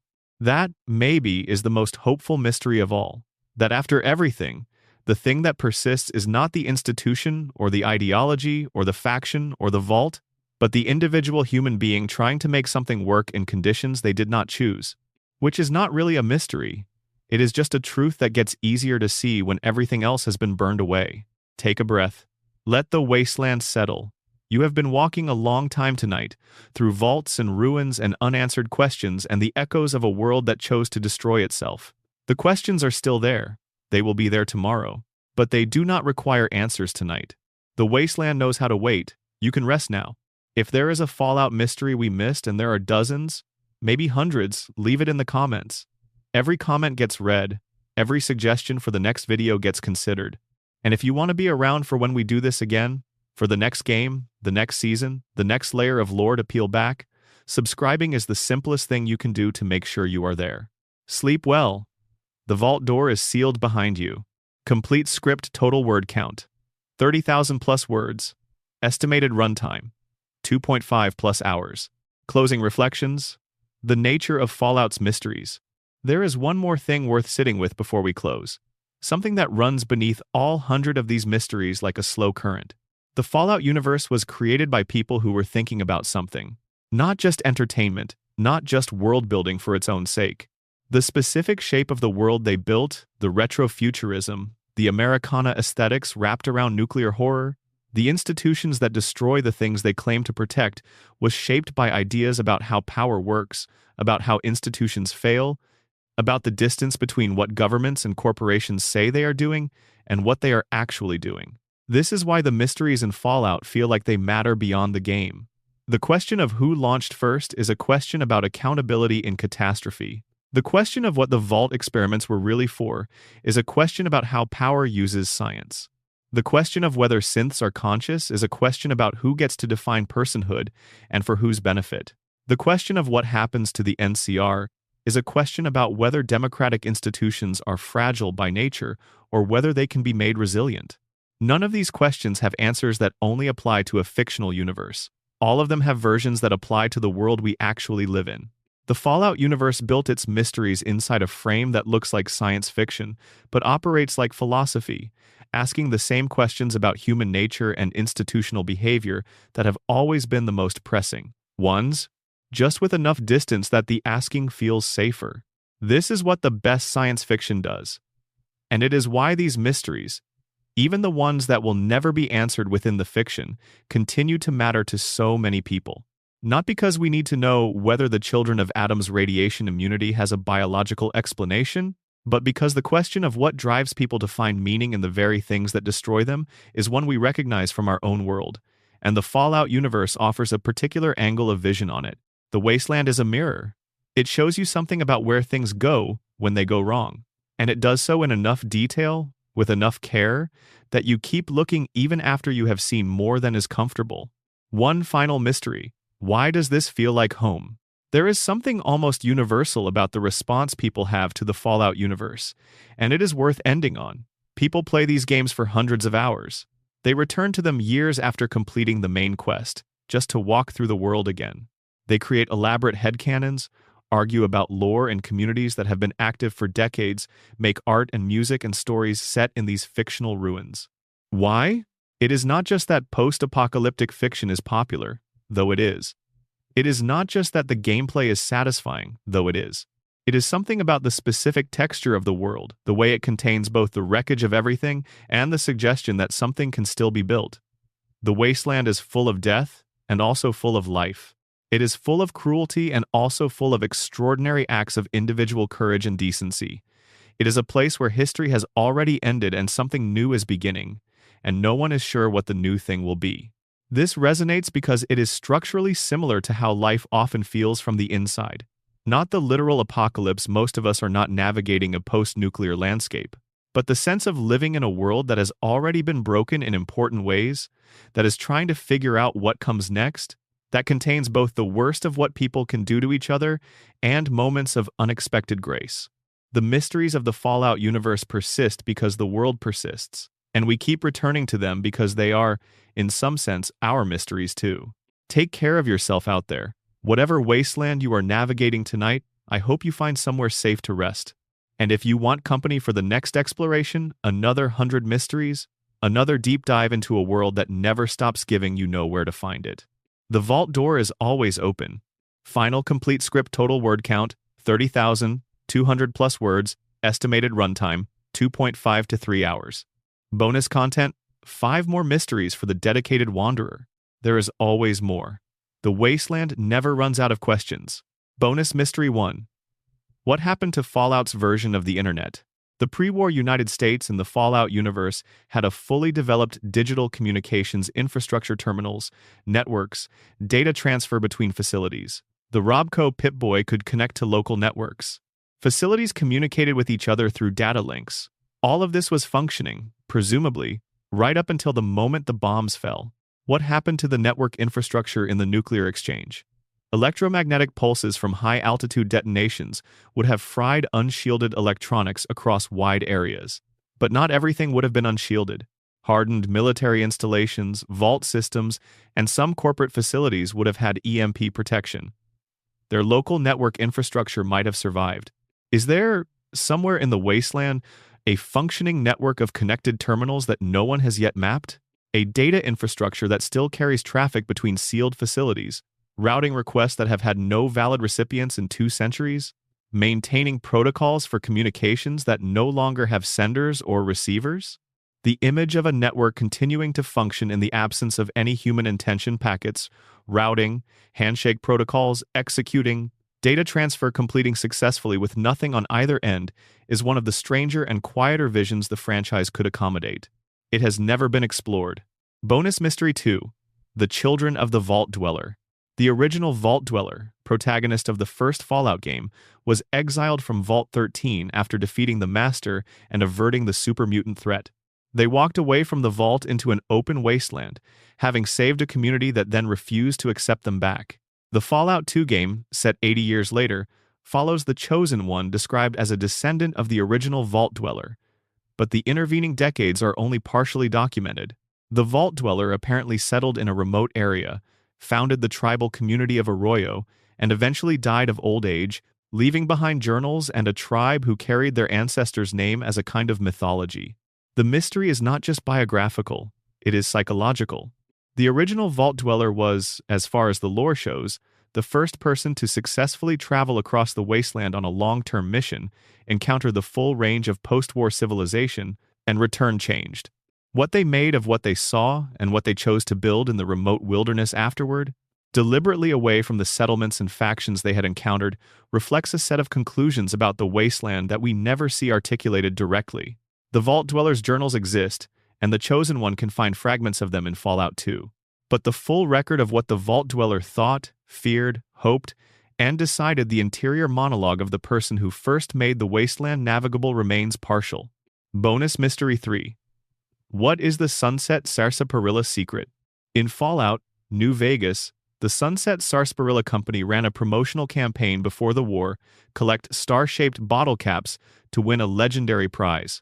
The campaign continued in the wasteland because people kept collecting the caps, kept believing the prize was real, kept sending each other toward the company's headquarters in the Mojave. What they found when they got there was a skeleton in a vault, surrounded by the collected bottle caps of hundreds of hopeful wanderers who had died in the attempt to claim the prize.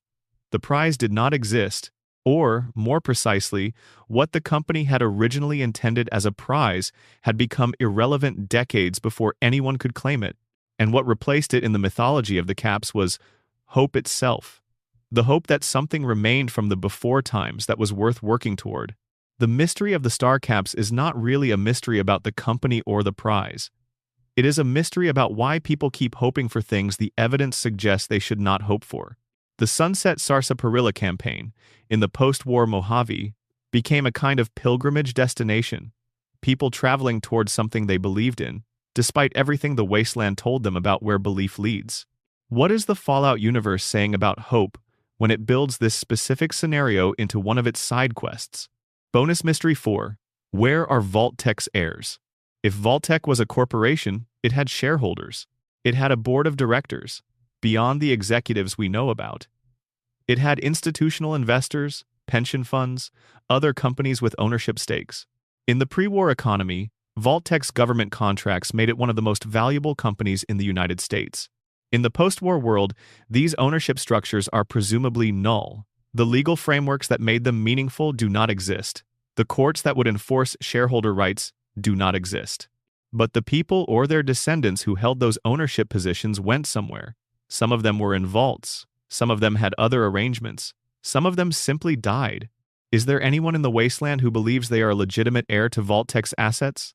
The vaults themselves? The technology inside them? The research data? The equipment? And if such a person existed and made that claim, would it mean anything? What would it mean for someone to assert corporate ownership in a world where corporations dissolved 200 years ago? This is a question about the persistence of property claims across civilizational collapse, and it is one the games have never addressed. Bonus Mystery 5. What are the vaults doing right now? This is the simplest and perhaps the most haunting question of all. As the events of the Fallout games unfold on the surface, the political dramas, the faction conflicts, the player characters' quests, the sealed vaults continue to operate. In vaults that have not been opened, life goes on. Overseers manage populations. Children are born and grow up and grow old. Experiments proceed. Resources deplete. Social structures evolve. All of this is happening, right now in the game's present tense, in underground facilities that no one in the surface story is thinking about. Vault 77's one man is still in there, presumably. Vault 101's population, after the player's departure, continues. The control vaults that were genuinely designed simply to shelter their populations contain communities that have been underground for over 200 years and may have no idea whether the surface is safe to return to yet. Right now, in the Fallout universe, there are people who have never seen the sky, who have been born and lived and died in the same underground space, who might emerge into a world that has completely reconfigured itself in the centuries since their ancestors went below. They are there, they are waiting. They do not know we are thinking about them. And that maybe is the quietest and most persistent mystery of all. The wasteland is very still at this hour. If you are still here, still listening, still watching the words drift past, thank you for spending this time in the ruins with me. These mysteries have been sitting in the lore for years, some of them for decades, and they reward exactly the kind of slow, unhurried attention you have been giving them tonight. Drop your favorite in the comments. Tell me where you are watching from. And if the next exploration sounds good to you, the subscribe button is right there. Sleep well. The vault doors are sealed. Nothing can get in. For now,